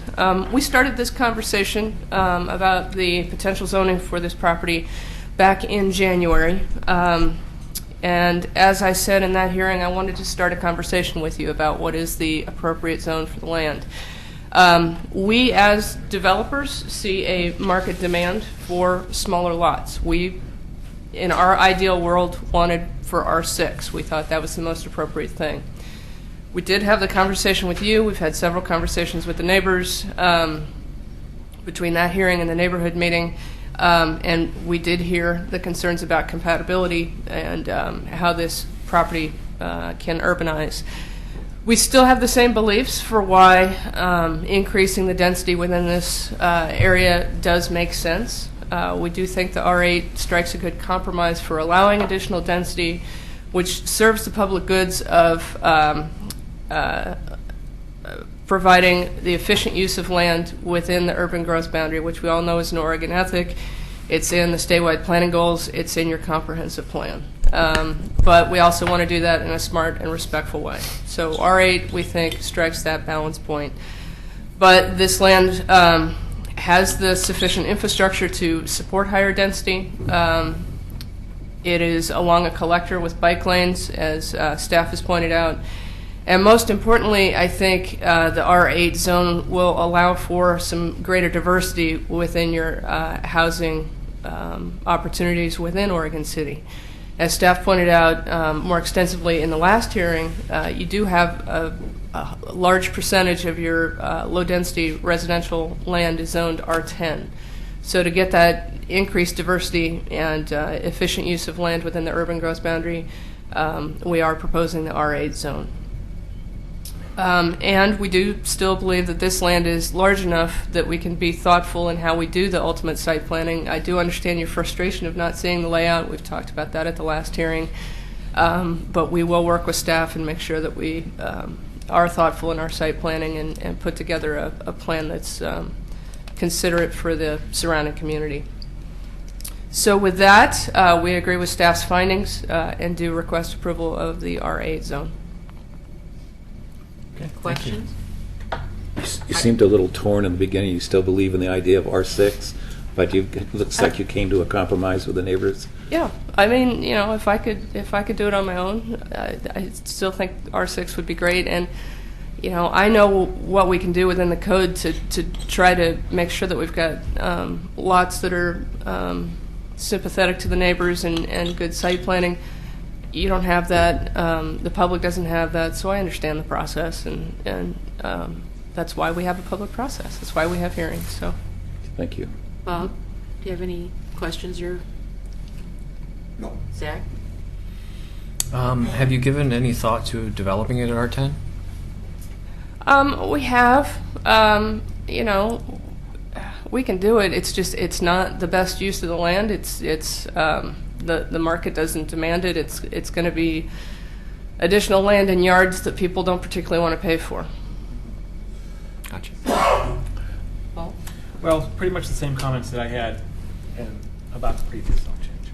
R8's is somewhat of a good compromise. It allows for enough lot area to have options for housing size and design.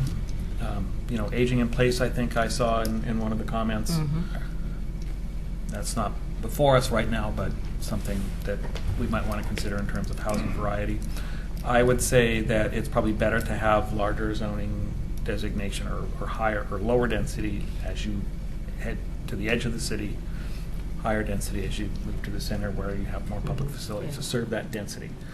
At the same time, there's a balance between, you know, keeping low density and being able to you know, hold that urban growth boundary so that you don't have big lots that cause additional expansion of that boundary. I agree with that. But again, I think R8 is a good compromise, but I'm looking for more. But for now, I think that'd be fine. Tom, do you have anything you'd like to add? I have a question, and I'm not sure if Mimi can answer it, but next to tax lot 1003, there's those 3 long properties and 2 short ones. Those are in the county. Those are the county, not in the city. Right, So those are not in the city. They're not R10s or anything like that. We don't know what they are. They're FU10 more than likely, if they're outside the city limits. Low density residential Yeah. on the comp plans Yeah. that come in at R10. Yeah, if they came in. And so this is not going to have any impact on their ability to get in or out of their driveways, or they didn't come around the backside or things like that.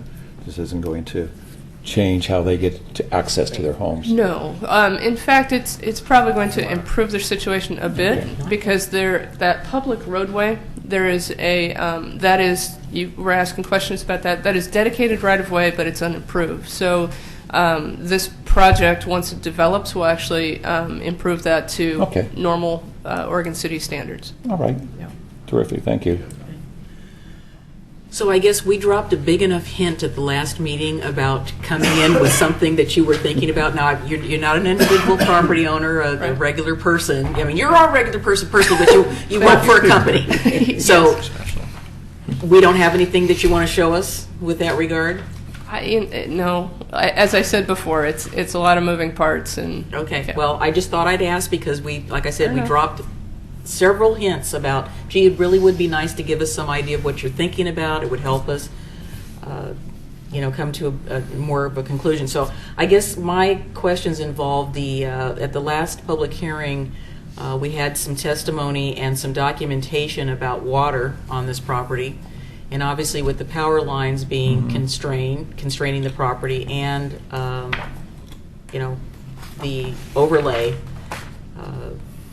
I think you really are going to have to be very creative. I'm not sure anybody wants to live with that stuff buzzing in their backyard because it's loud. That's all I can tell you. I've personal experience from friends who live near one. But so have you given any thought to how you're going to address the water issues that were not only raised by the Payson Farms folks, but also by the neighborhood association? They brought in information. Right. In terms of that creek and some of the considerations of the site, we're going to have the same layout and design challenges regardless of zone. The lot depth is going to be fairly similar, and what it really changes more is lot width than lot depth. So our layout's going to be equally challenged regardless. In terms of stormwater, we are going to have to provide water quality facilities. We're going to have to deal with the storm drainage overland flow through normal engineering practices. We'll have to pick all that up. And we'll have to do a groundwater analysis in terms of our geotechnical report as well. Just another quick question. Having lived in Park Place, and I know that sometimes there's between TL 1701 and TL 1503, there's that small little area. Has there been given any thought to the future? If this whole area develops, is that going to be a cutoff from each other, or is there maybe a road go through there someday? You can't project right now, but thinking down the road, these all areas may come in, and I'm wondering what's been given, if any thought was given to. A lot of thought has been given to it because, as we talked about in the last hearing, we've actually talked to many of the property owners out here. Some just aren't ready yet. Some may never be ready. But we have looked at how this whole entire district could lay out. And part of our requirement as part of a subdivision submittal is showing a shadow plat of how the surrounding neighborhood can develop in a reasonable way and meet the code, including the connectivity standards, block link standards, things like that. So it's our burden of proof coming in with a subdivision to show that we're not hindering future properties, that we're allowing for good future development, and not creating odds and ends and weird parcels and things like that. So that will be a formal part of the review process. All right, thanks. Okay, thank you very much. Thank you. Is there anyone else who would like to testify in support of this application? Are you in support? Okay, so I'm going to ask for opposition in just a minute. So that's why I said, is there anyone else here who would like to testify in support, in favor of this particular application? If not, I will go to the counter side. Tom, are you here to speak on behalf of the Neighborhood Association? I believe I'm not first. I have Mr. Bell. Mr. Bell, come on up. Hello. Hey, hi. Nice to see you again.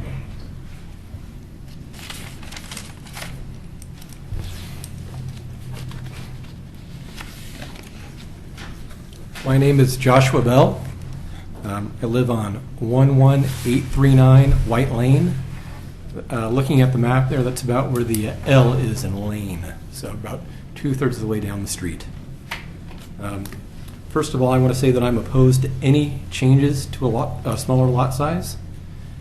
I've got a few points I want to talk about. I'm going to try and kind of bring it together in the end.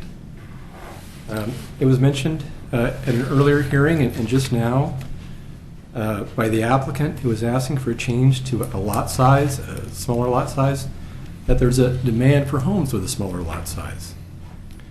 I think maybe what's also being said is that there's a demand for homes at a certain price. And to have those homes available, they need to make the lot smaller. So maybe it's not just so much that people want a smaller lot, but people want affordable homes.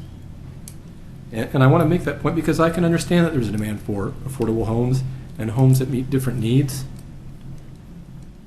And that we have adequate housing stock, that there's homes available for people, and I can appreciate that. That said, and I'm going to go on to another topic here, we have an urban growth boundary, and that was created to preserve agricultural and natural resource areas from development, to keep those areas protected outside of the boundary. But kind of the question that I want to pose is, how do we preserve what's inside the boundary? So how do we find balance with that? And maybe that balance needs to be realigned. I think it's important to preserve the quality of life in our neighborhoods. And I think that by having larger lots, that creates a healthier neighborhood. It allows for more trees and landscaping and green space, even if it's just a wider lot. I really feel that Oregon City is a rural community. And I know that change is inevitable, that we're going to have growth, we're going to have development. But how do we maintain that character in our community of what we've got and being a rural community? And so that's just kind of the statement that I want to make. Joshua, can I ask what the lot size is of yours and those along that stretch there? It's 8,000, I believe. Okay. And to be honest with you, I think it's too small. I really wish it was bigger and there was a little more elbow room and to allow for more landscaping and more trees. And I really think, and I think it was mentioned earlier tonight, that trees and in established neighborhoods, that really, in the long term, that really creates a healthy neighborhood and a livable neighborhood. And we really need to think in the long term.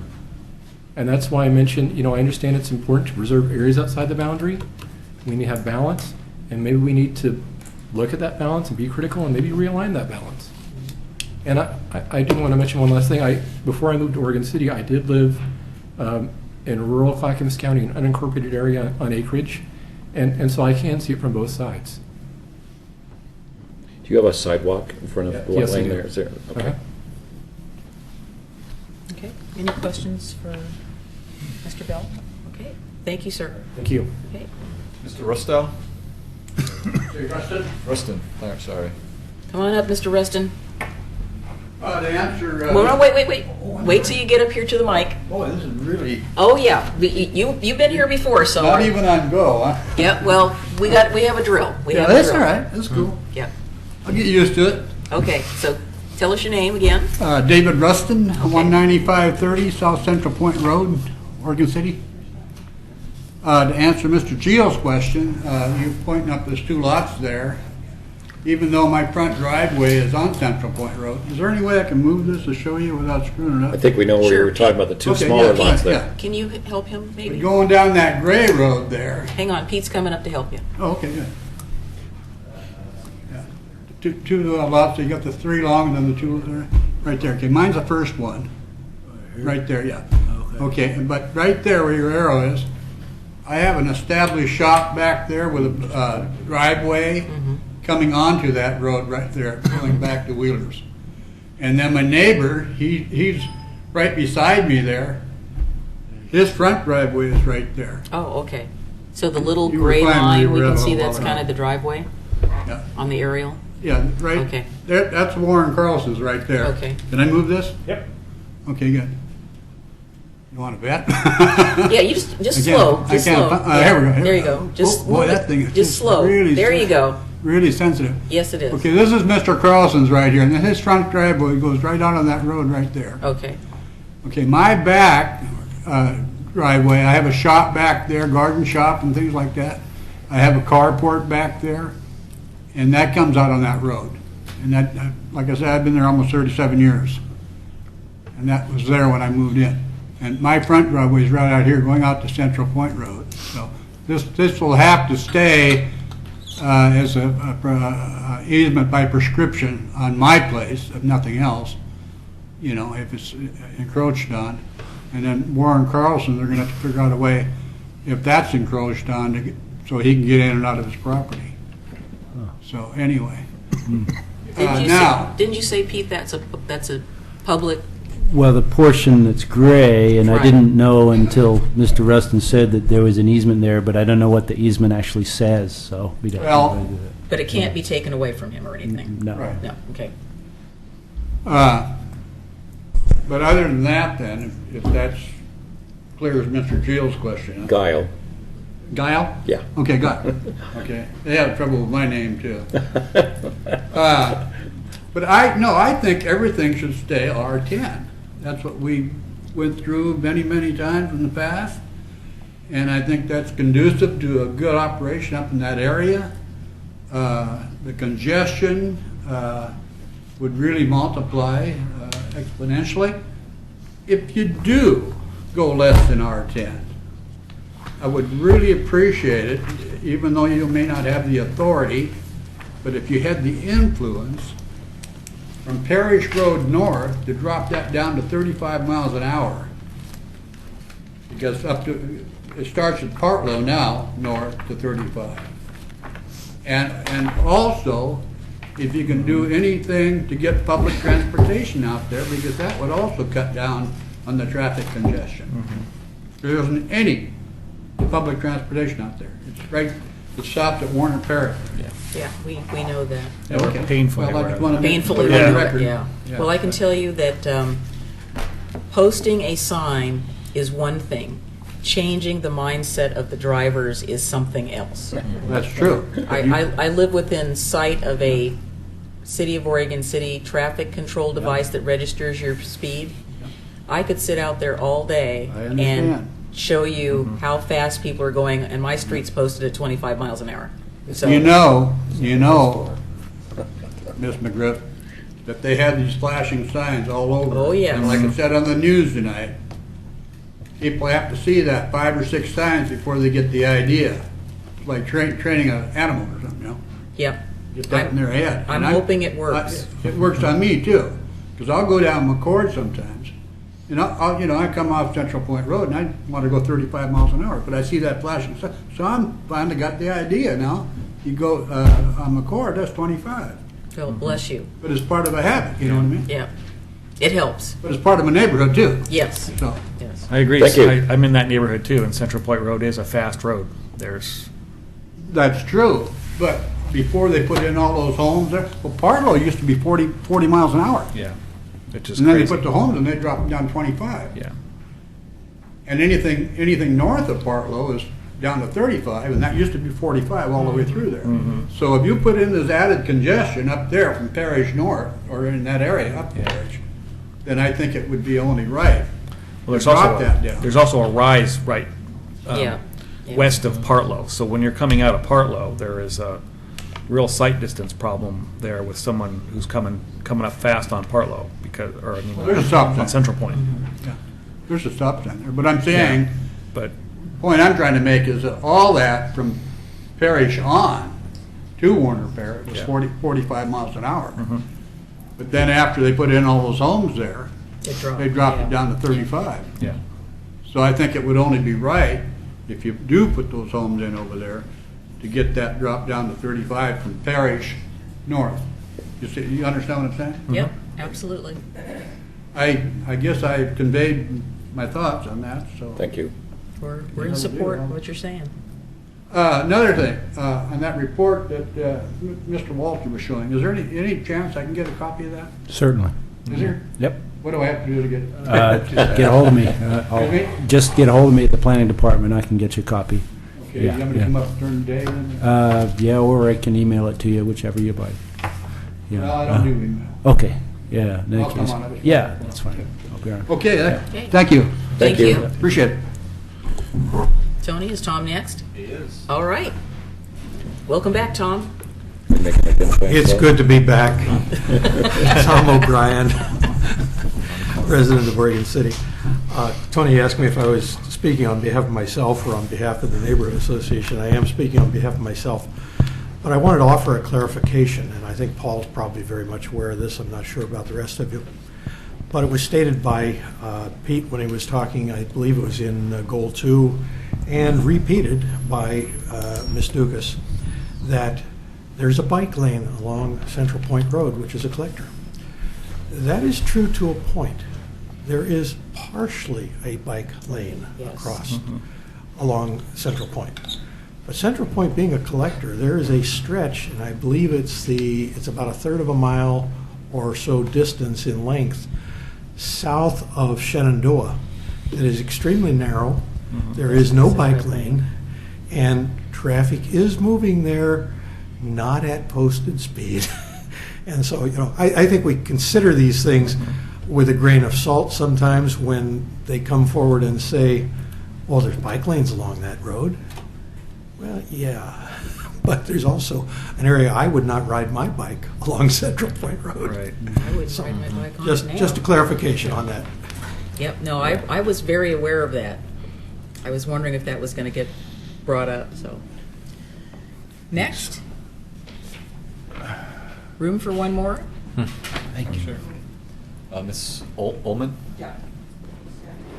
May I? Oh, please, absolutely. Come on up. Okay. My name is Pat Ullman, and oh goodness, let's see if I can do this left-handed. I better do it Hey, right-handed. I'm left-handed. Watch out there. It's cordless. I'm not so good with no. either one. Just put me on Payson Lane. I'm right behind Josh's house. And I'm the president of that area, and we're really happy, I should say, to see it go from R6 to an R8. But I just wanted to make a general comment about trees. We, in the interest of trees, we planted extra trees in our little park, as you can see in the park that we have there. And we had to take them out from PGE because they were Under the easement? yeah, too tall.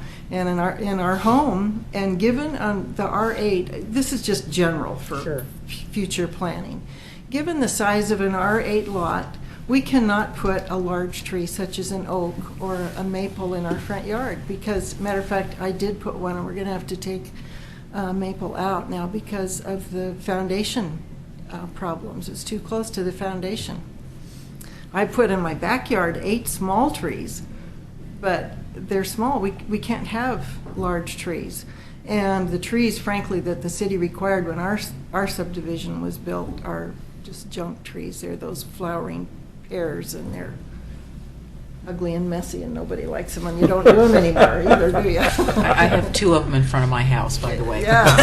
Yeah. And they're not messy. I don't have the same, I must not have Well, the same species you do. Ours all have pear scab. No, ours don't. But anyway, just for future planning and so forth, depending on if you want to be a tree city and have trees, then it certainly doesn't work for R8 and smaller. What type of maple did you plant? Because obviously if it's, may not have been the right kind for the yard.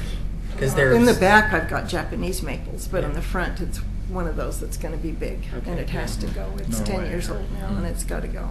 Can I ask you a question? Mhm. I noticed that there's some empty spots off White Lane. Is that where the power lines go? Right, that's why we have to have that little park there, because of the easement. On both sides of Payson Lane? Uh-huh. Because those power lines go Yeah, through there? that's the exact angle, and that's where the Do power homes lines are. report on those edges of lots of noise, or do you have difficulties because of the power lines in that area? The noise is not as much of an issue as, frankly, things like internet and cell phones are difficult. Yeah. Mhm. Interference? Mhm. Yeah, and no matter what you do, that's... Do you feel there's going to be an impact on traffic on Payson and getting out of Payson if these were R8 versus R10? Do you think there's that big a difference? You mentioned earlier you had no major problems with an R8 versus R10. No, my area of concern is down where Central Point meets Warner Parrott, and where those. So it's where down further in. Yes, because, and especially if the South End plan goes through, Pete had indicated that there will be flattening out of the traffic, but there's really not very many options for people that would be coming from that area that want to go to the upper part of Oregon City. There are very few options to wind through neighborhoods and to flatten out the traffic. So these are just general comments. Thank you. Is the area on Payson, is that all an HOA? I think I asked you that before. Yes, we are an HOA, and I'm the president.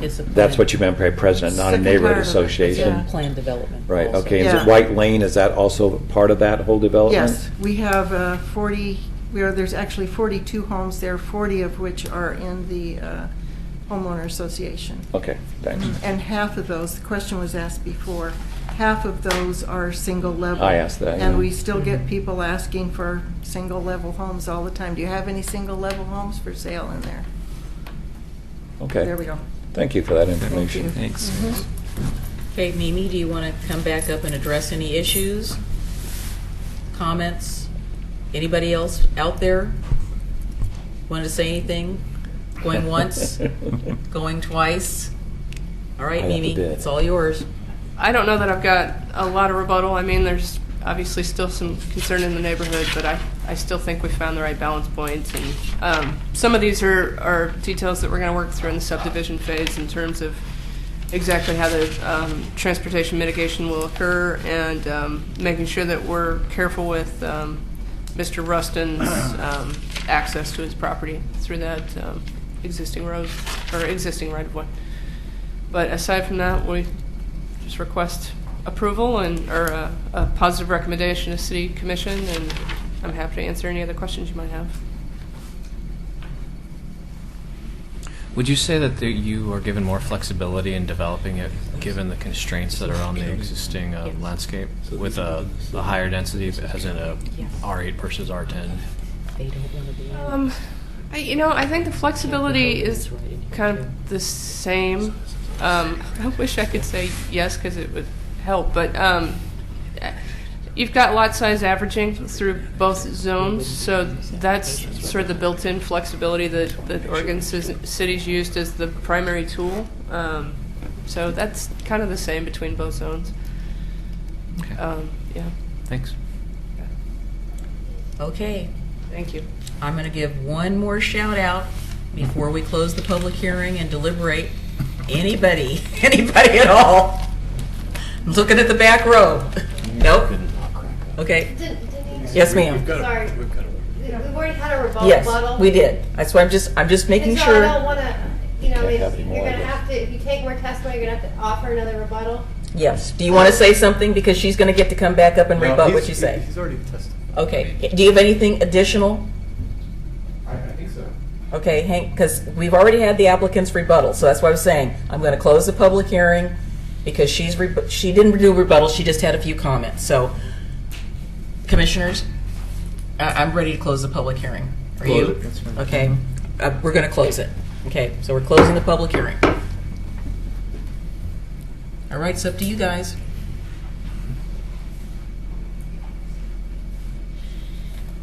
Comments, concerns? This is very unlike this group to not have anything to say. Well, I'll start by saying, I mean, we're talking about a difference in 13 homes when it's built out. I mean, the numbers that you gave were 68 units versus 54, which somehow comes to a difference in 13. Not with math, but it still does. Yeah. So it's not significant. And I worry that opposition that we might be seeing is towards just development of the property, period, versus developing at an R8. I think there's some constraints on this property that other properties don't have. It has the power line easement, it has the resource. So I think that reducing the zone or allowing more density on this lot offsets the sticks that the applicant or property owner been taken out of their bundle for accommodating for those amenities. So I'm assuming that there'll be open space that corresponds to the easement, and there'll be open space that corresponds to the stream corridor. So I would think that there would be an offset. Well, let me ask the but. For it. Okay. They're Yeah. buying this knowing that that's Throwing there. this out I there. don't Understood. look at that as a constraint at all. If they understand. didn't want to have those things on it, then they wouldn't be buying. I mean, Right. to me, there's not a trade-off. Because you're buying it with these things on it, then we should be nice and do this. I don't see any correlation between that at all. Okay. Is Fair somebody enough. buying it? I thought it's already existing It is. ownership and they're doing it. Well, no, it's You mean venture. future homeowners? No, I'm talking about the developer who is looking at purchasing all of this. They're buying it as is, so to speak. And I don't see any consideration for saying because they've got a power line easement and there's a natural resource that they should get a smaller zone. I don't see any balance or trade-off for that. They're buying it as is. If they didn't want to have those things on there, then they shouldn't buy that piece of property. It's just the same as anybody else. So it's not a trade-off to me. I mean, it's just I'm just disagreeing with you. Sure, no, that's fine. But that's why there should be smaller lots. I mean, again, and I guess I harken back to my other point. It's Sure. that the R10 versus the R8 has pretty minimal impact and differential. There's really not that much different. I mean, the lots are nice and open now, but if you were to develop at R10, you would probably have the same issues as you would if you developed at R8. Absolutely. No, I don't disagree that's, with that. What I'm basically having heartburn about is that in the previous testimony, someone brought up that this is sort of at the edge. Yeah. And I guess I still subscribe to, if you need housing for aging in place, the better place for that housing is closer to the core where you have facilities and services that you can utilize. And as was pointed out, who's going to ride on a bike lane at this point in time when part of it isn't even there? And I know the barn door's already open, but it's incremental, it's death by 1,000 cuts. We're putting more and more lots, so there'll be more and more cars. And, as much as I have respect for the traffic engineering and our people and their people, I don't buy it. I don't buy that there's not going to be an impact. Part of what has led me to this conclusion is that the last few weeks, I have been doing a lot of work in the Hilltop. And when you get the traffic light at Eastham School there, and the traffic is backed up in a single line all the way to Warner Milne, and there's one continuous line. I mean, they're coming from up here and coming down here, and people who are trying to make turns right and left. I mean, we're talking congestion. I've been there. I mean, it's amazing. I mean, I take trips now where if I have to make a right-hand turn, I don't do it. I mean, a left-hand turn, because that means I have to cross that, and it's not happening. I mean, some people are courteous and they'll let you in, but I was flabbergasted. And I've seen that 3 times last week. I was just looking at the line of cars as I was going up and they were coming down. There was no break for at least 10 minutes. And I thought, yowza. So I guess part of what I'm having heartburn is that we're at the edge, and while there is a, I don't know how to say this, there's a comment about that there's a market. Well, my personal belief is that the market is what's out there.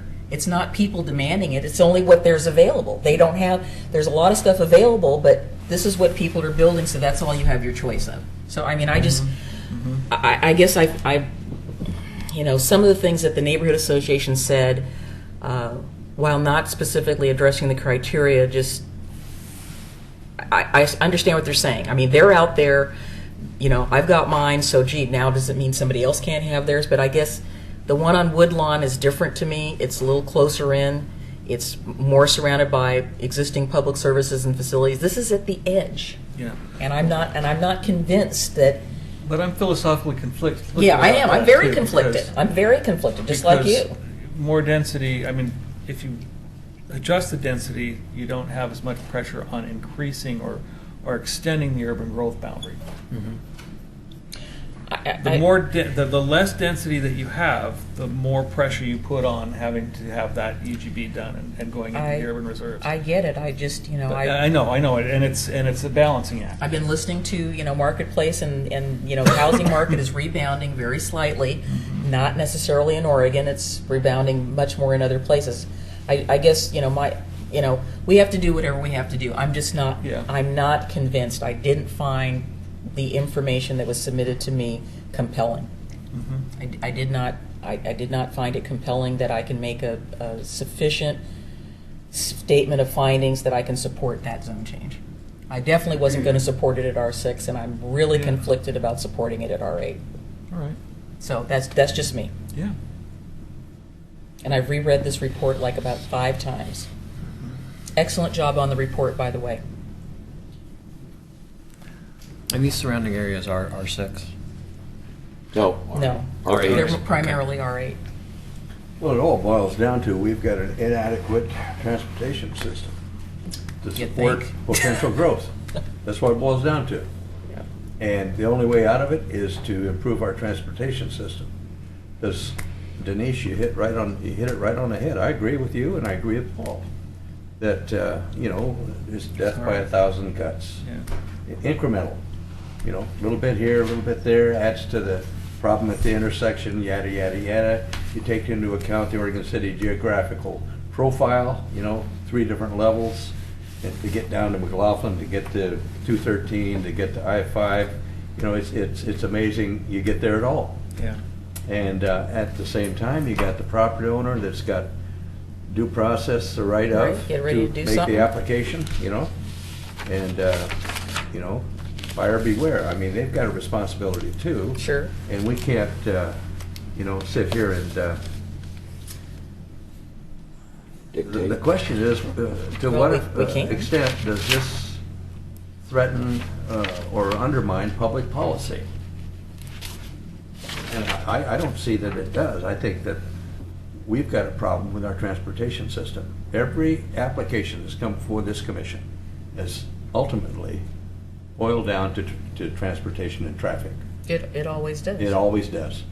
And yet, you've got the demand for housing. We suppose, based on testimony given to us by the applicant, we've got to assume that that's a finding that's true.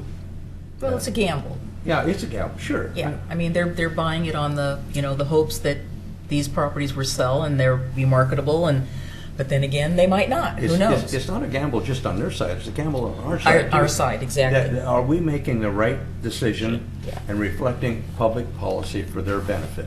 Right. And I could sit here and support this easily, but on the other hand, somebody could give me an argument and say, hey, it's just one more bowling pin that, is down. The rest will fall here pretty quick. And then we'll be in a pickle with traffic and transportation. Well, I think if we recall what we've been told by John Lewis, who's our Public Works Director, that they're not breaking in piles of cash from a gas tax, and fees, are not covering the cost of the development. And we all, I guess most of us are aware that development does not totally pay for itself. We know we've been in the hole since 1844. Let's just put it that way. You know, if we want to go all the way back to, you know, the founding of our community, we've been in the hole. We've got major infrastructure issues with transportation, sewer. We've got water lines that need to be replaced. I mean, you know, where do we start? I mean, I don't know if we're digging a hole or we're just running in place. I think, you know, we probably are running in place to some degree. We will never have enough money to do what we need to do. You get right back to how much is it going to cost the public to support the growth of this community? They don't want to support it. They want it, but they don't want it. They like the rural. So your thoughts, I mean, the difference between this and Woodline is that the R8 is appropriate there because it's closer in. It's closer to the urban center, and it's a little bit more, it's better served by a transportation system. I mean, than it is slightly here. better than here. Slightly better. Slightly. Yet someday this is going to be the center. The It's further out smaller we grow.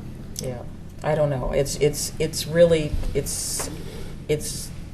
this is a very difficult decision for me. If I heard Zach correctly, I think I tend to agree that the difference between homes between an R10 and R8 is not that significant. 13, 14 homes, I think, is what we heard. That it's going to change the impact. Whether, I mean, yes, transportation is always going to be an issue, and it always has been. But I don't think 13, 14 homes is going to make that much of a difference. And I know that sooner or later, what we consider rural, and I moved here because of the rural. This, which is rural right here, could someday be more of a center area, and as we go further out and further out with urban growth. Well, now it's got what, maybe 1, 2, 3, 1, 2, maybe 5 homes. And they'll sell someday, probably, because So, they know I the mean, value of their land. You know, the impact of 5 homes versus what was the total number? 54. Yeah. 68. 68 Yeah. down So to I mean, 54. you know, let's not prolong the agony, and if somebody feels compelled, let's have a motion. Well, I'm going to move that we approve this. Second. Okay, it's been moved and seconded. Based on the staff report and the findings and testimony given here and the conversation we've had to clarify all the issues. Right. Yeah. Mr. Conkle, will you call the roll? Commissioner Guile. Aye. Commissioner McGriff. No. Commissioner Henkin. Aye. Commissioner Espy. Aye. Commissioner Mahoney. Aye. Motion carries 4-1. Recommendation of approval to the City Commission for their consideration at the May 7th You hearing. lose them. All right. Thank you, everybody, for coming. Appreciate your Thank you. testimony and support. And there is another hearing, so as they say, what is that? Is it May 14th or May 7th? May 7th. So just I be know that aware this that seems you like have a precedent, a couple more but bites at the apple. I'm worried about I know it's not the magic all bullet, this but edge transportation. it would help. I know. There is no magic bullet. The magic bullet is that somebody gives us a big old pile of money. I wish that, you know, we could go make it happen. So I'll go ahead and just give some brief updates real quick. As you're aware, Metro obviously owns quite a bit of property in Newell Creek Canyon. They are looking at engaging the community on what the options are out there for improvements, and so they're holding an Envision Newell Creek Canyon open house. It'll be on April 29th, 5:30 to 7:30 at the Pioneer Community Center. What date? What was that? April 29th. April 29th. Okay, thank you. It's a Tuesday. So a great opportunity to get involved in what is an absolute gem out there in Newell Creek. This is going to be Canyon. run by Metro? It is. Metro is doing the planning work out there and the public engagement for the redevelopment of that property. And how are they involving the Community Development Department? We have conversations with Metro Every day? regularly. Okay. Yes, we have very good relationships with them. Second thing, we advertised quite a bit that we were going to have the Willamette Falls Legacy Project land use application in front of the Planning Commission on April 21st, which would be next, or two Mondays. So the Mega Rock LLC came in and made a bid for the property. So the trustee is holding off, asked for a continuance on that. Wow. So we are actually just going to hold an open house that night. So if folks have a chance to come in and talk with staff, we'll have up our boards, talk about the land use process, talk about what the options are. that we've seen from the public engagement. So that'll be an open house that we're holding here at City Hall on April 21st from 6 to 8 p.m. Tony, I have on my calendar, which you said a few weeks back to hold it for a planning commission meeting on the 21st. That was the one that we were going to have for the Willamette Falls land use project. Okay. Land use application. Okay. But So that's the trustees asked for a off continuation. the- Yes, it's that's off right the now. table. Okay. But All since right. we had sent that date out there and we've been having that date for about 6 months, I know. we're going to hold an open house instead. I already told other people, I can't do anything on that day. I have a planning commission meeting. So I'd like to hand out, this is a report from Eco Northwest on the Willamette Falls Legacy Project. Last Monday, we had our partners group meeting, which is 2 elected officials and the chief administrator from each of the public agencies that are part of the Willamette Falls Legacy Project. During that, we talked about the economic impact, and really we're focusing on what the opportunity is, what would be a catalytic project that the public agencies could take on should they decide that that would be the right strategy. What this document does is lays out one option, which would be to invest in a river walk from 99E to the end of the PG Dam, what we call the dance floor. There's a couple ways to look at it. One, there was extreme amount of public support, up near 90% for public access along the Willamette River into the falls, providing that opportunity which hasn't been there for over 100 years. So in and of itself, there is significant public support for providing that. So one could argue that providing that is a worthy investment in and of itself. But this document goes into some of the economic benefits associated with that, both from construction jobs that would be created immediately with the Riverwalk construction, as well as some of the spin-off economic impact. So you'd have an immediate, once that was completed with the tourism draw that it would have, an immediate impact on the existing downtown as well as areas around Clackamas County because of the increased tourism, including West Lynn and rural Clackamas County. And then it goes into the long-term effects of that Riverwalk. And when you think about creating a world-class tourism draw, you know, one of the things we've identified is that the existing property value and rents on the site and in our existing downtown don't support the type of development that we'd like to see. A couple ways to get to that. You wait until the market values increase. You come in with public infrastructure, whether that be providing tax incentives, putting in the infrastructure, putting in the waterways. Another option is that you create a world-class Riverwalk that then begins to change the market value. And so the strategy that is being recommended by our consultant team and staff is to invest in that Riverwalk up front and make that your stage one. If they build it?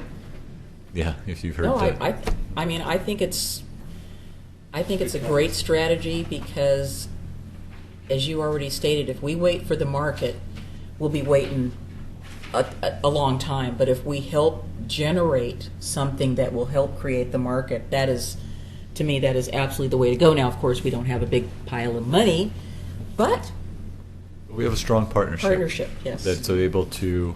So the ask of the partners was, there's essentially the first stage is $4 million to do the construction drawings necessary to do the demo work and the construction of that. The second phase would be $30 million for the project, which would take you from 99E to the end of the PGE dam. Based on that, some of the input that we heard is solidifying the partnership a little bit better. So whether that be through an intergovernmental agreement or some type of a governance model, to just clarify the decision making, the responsibilities, how the type of money is going to be accounted for to each of those elected bodies, which we are working on. But the partnership felt that while staff was working on that, they could concurrently begin looking at what they could bring from each of their organizations to that $4 million. So that is what the goal we have, and that'll be, we gave them 30 days to hopefully work with their staff to come up with some ideas. We are looking at this as a 3 to 5 year project, but get that funding within the next 6 to 8 months, and then begin the next part. Tony, just I think it's awesome. a quick question. What I read in the paper last week, the Oregon City News, is West Lynn's idea to redevelop their part off the side of the bridge with Bolton and all that. Is that kind of something in conjunction with the fact that Oregon City's doing their side, so we better do something on our side? No, I think Bolton's always been identified as a potential redevelopment area. It's pretty underutilized. Plus, you have those 2 on-ramps at 205. I mean, I think that there's an opportunity there. So they had started working on that, and they submitted for the construction excise tax grant that we were awarded for Willamette Falls Legacy Project at the same time. They were awarded under the same grant cycle. But we have had communication back and forth. I think they obviously see, the opportunities if there's something were to happen here with our direct connection with the 43 bridge, as do we. I mean, it's an important transportation corridor, but you have folks going back and forth using our downtown and going that way as well. Do you see any possibility of, not working together, but that they'll Coordinate or something, that they do their side by the dam? Potentially, I think they're certainly watching to see what happens. They have a little different characteristics on that side than we have. I got a survey. Somehow or another, they ended up on the City of West Lynn's list, and so they had a survey. I got that one, asking too. if I shop a lot over there. So they've set up their little office. It's next to where the Kinko's is, and you can drop FedEx in. office.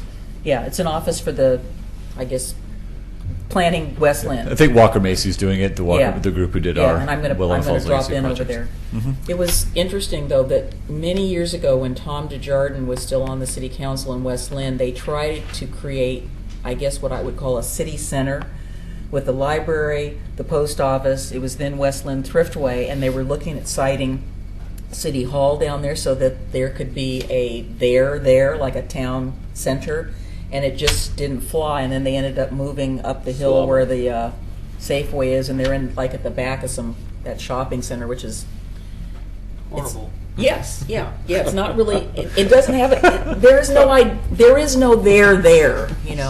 I mean, I'm not saying in a negative way, but I mean there really isn't. I kind of think of that area around the library as kind of downtown West Lynn, if there's such a thing. It's like people that go to New York and to the Italian district, and they go to Olive Garden instead of one of the Italian restaurants. Wow. Okay. Not that Olive Garden's all that bad, but maybe that's a bad analogy. But well, it's like you travel across country on Route. Fortunately, we've never had problems locating our public facilities in Oregon City. So, Commissioner Mahoney, do you have a question? Tony, are you suggesting or implying that this Riverwalk is going to be a purchased right-of-way, a dedicated public right-of-way? There's going to either need to be a purchase of property or an acquisition of a public access easement across the Blue Heron property. In my judgment, it's a foregone conclusion. It's got to be. It's got to be. If there's going to be a public access, it has to be dedicated to the. The $5 million from the state is contingent on that. It We is. will not get that money without some type of. that makes sense. Yeah, they're not going to invest the money unless we have It will control. be a drone-free area, though. Yeah. So we'll have to be playing ball with a future owner. Yeah. That's the only way. That's the only way the site's gonna going to work. happen, yeah. Unless Now, say that again. I didn't quite catch that. Which The part? $5 million is what? the $5 million that have been allocated by the state Yeah. through state parks that we received last July. Yeah. One of the requirements of that is that a public entity own an interest in the public access along the property along the river. Right. So Okay, gotcha. that money that was one of the items we needed to fulfill. I thought that was just for planning, but it. No, that money That's cannot for be used for planning. hard It needs to be costs. hard costs. Okay, so it is acquisition. Is that the property houses for Wilson Farms? Not even we're talking demo, construction, I think I remember that from the last. those type of investments. This just makes me crazy. So many of you probably saw a company called Mega Rock LLC put in a purchase price of $2.2 million. They've put down $50,000. Currently, there's $5.75 million in liens on the property, including about $455,000 in back taxes. Yeah, no kidding. The second $50,000 are due once the Oregon Department of Energy, which is owed about $1.2 million, and Sempra, which is owed about $4.2 million, if they agree to take less than what they're fully entitled to. If they come to an agreement on the numbers, then the other $50,000 would be due. The April 28th is the overbid date, so essentially anybody could come in and overbid. The minimum overbid is $100,000, which means the minimum overbid has to be 2.3. The trustee does take into consider more than just the price. Right now, Mega Rock has no contingencies, and they've requested a quick close. So Are the principals Barney Rubble and Fred Flintstone? I have not had any contact with the Wilma and owners. Betty. Just sounds like it's That's something. a good name. Mega Rock? I'll remember. We could have Nick Bunick by. Yeah. So we'll know more at the end of this month. So I guess I get right back to my original question. If the sale were to close with Mega Rock, and they were the title holder to the property, then we would be dealing with them for the Riverwalk purchase, the acquisition of the public right-of-way. Unless we reach an agreement with the trustee before that close. I mean, we're continually talking with the trustee on what the options are. But if we're not able to, then we would be working with the current property owner, which would be Mega Rock, if they're successful in their bid. Where are they located? Sorry? Said, where are they located? Out of up by Tacoma, Seattle. Washington State. I love the name. Have you dealt with them, Tony? Have you been? I have not had contact with them. Oh, so we don't know. We know nothing. How flexible they're going to be, or how cooperative they're going to be, and Have not. what their mindset is. Tony's probably checking them out, though. May you live in interesting times, Tony Conkle. He already knows that. He already is. He already is an interesting time. He has children. He already lives in interesting times. They're going to be through college before this. Yeah, this project is certainly interesting. So that's really the updates on Willamette Falls Legacy Project at this point. With where we're at with the trustee and why we're deferring the land use for a little while here. Hopefully we'll get him to sign it here as we get closer to that close date. I would Hopefully think as it an would option. be to his benefit to move forward. I mean, that's just my opinion. But, Mr. McKittrick may have other ideas. And, we had a lot of discussion tonight about tree protection, tree clustering.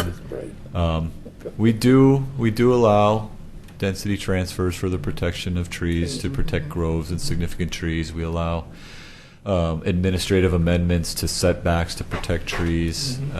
We really are struggling. That's awesome. Where we limit those, that we don't regulate trees on private property. Yeah. Right. So you have this big disconnect. Right. So we've made the strides that we can to try and encourage. We used to have a plan unit development, Yeah. and it was horrible. Yeah. We used to get pummeled because everybody, no matter if you were, no one wanted to hear about protecting the trees. All they heard was you're putting in smaller lots. Exactly. Right. Exactly. It was brutal. I mean, it really, really was. Yeah. Yeah. And so we took it out of the code. Yeah.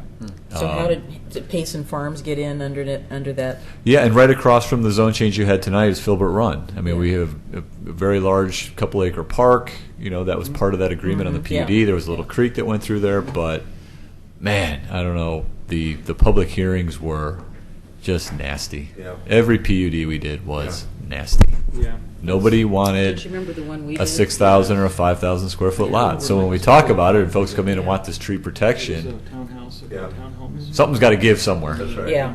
Yep. And it's been difficult. I live on a really small lot. Now, have you so- guys? We're doing the development agreement at the top of Good Old Road. It's going to be the Street of Dreams, I guess. Ooh. Yeah, I know, Street. You know what. But it has a mid-century yawn house on it, and they're going to preserve that, and then they're going to get to do serial partitions. But they have to do certain things on those partitions. What's a serial partition So in besides other words- whatever my mind is imagining it is? In other Whatever it words, is. they can come back and do additional lots after they've done the one partition. Partition, I see. 3-lot Okay. partition. Instead of forcing them into a Instead of having subdivision. to do a subdivision, because they don't want it to subdivide at the density of R 7.5. Okay. So they went to the council and did a development agreement, which kind of was really weird. It's kind of Is it, almost. it's kind pr- of but it's binding though, right? Yeah, it is. Yeah. It is. It's kind of like they're waving their wand and allowing this, and it's kind of sits outside the code, which was really weird. But it's interesting. I wonder what I didn't have land to use write it. attorneys would say Yeah. about something like that. That would be an interesting discussion. Not for here, but I don't know all the later. details, but it'll be interesting to see what happens. Tony, are you saying that once the plat has been established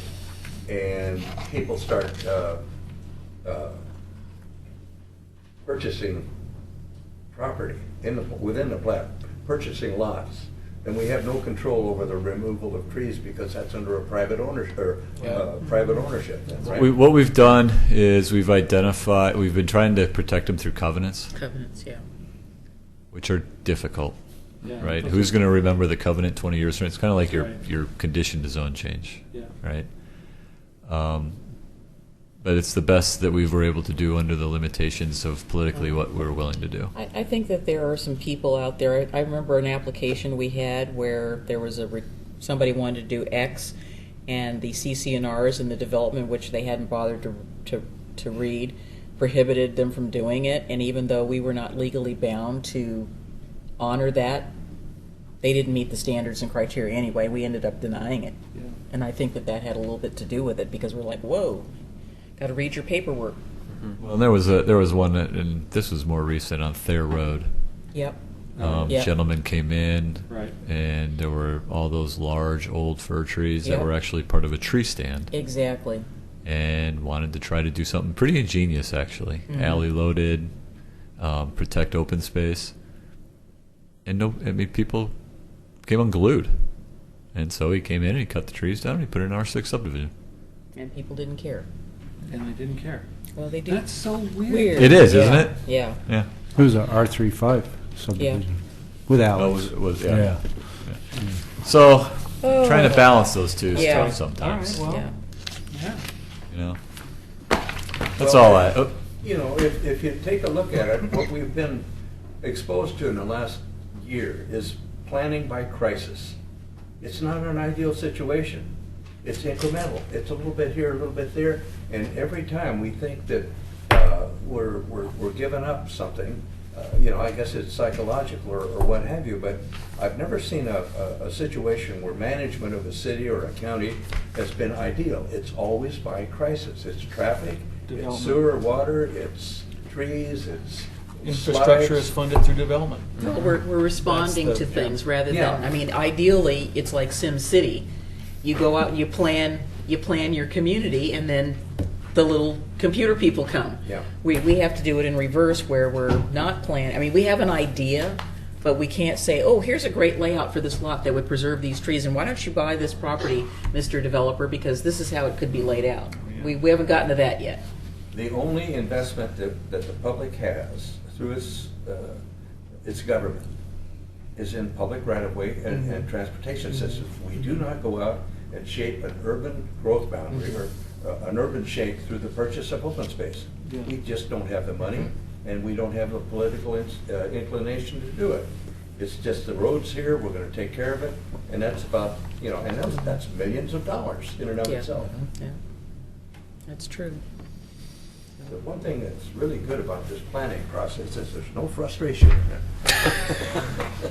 So I just wanted to mention that if you get done at the Willamette Falls Legacy Project, at 7 o'clock at Atkinson Memorial Church, Kim Stafford is coming to Oregon City as part of the William Stafford 100th birthday celebration, so you could sneak off early. And then the other thing I wanted to mention, many of you probably won't know, but Paul did, but last week Oregon City lost a very dear community member, Mike Mulkey, who was on the Planning Commission for 8 years. He was chair for probably most of those 8 years, passed away after a long illness. Back in the day when we used to deliver the packets, I used to know how to get to 126 Cherry Avenue in my sleep because I was there constantly at Mike's house. And then you had Don Vetter, who was never on the Planning Commission, but worked for the Damsels. He lived at 120 Cherry Avenue, and he used to always say, well, how come you don't ever deliver anything to my house? So one day when I was delivering Mike's packet, I got a whole bunch of blank papers and put them in an envelope, and I threw it on Don Vetter's porch, and with a nice note saying, meet me for coffee. But that was unfortunately, the service was private, but he still has two daughters who live here in Oregon City, and he was super guy, just a super guy to work for, and just a, very thoughtful planning commissioner. Paul and I had the privilege of serving with him. And I won't tell you about all the times after the meeting we debrief at Howells afterwards, so that's a whole nother story. How old was he finished? He was 86, somewhere in there. Yeah. Yeah. Yeah. Okay, do we have a motion for adjournment? I motion You motion? that we adjourn. So you mean like this? Motion or co-motion? Co-motion. Co-motion. Thank you, everybody. Thank you. Well done, Denise.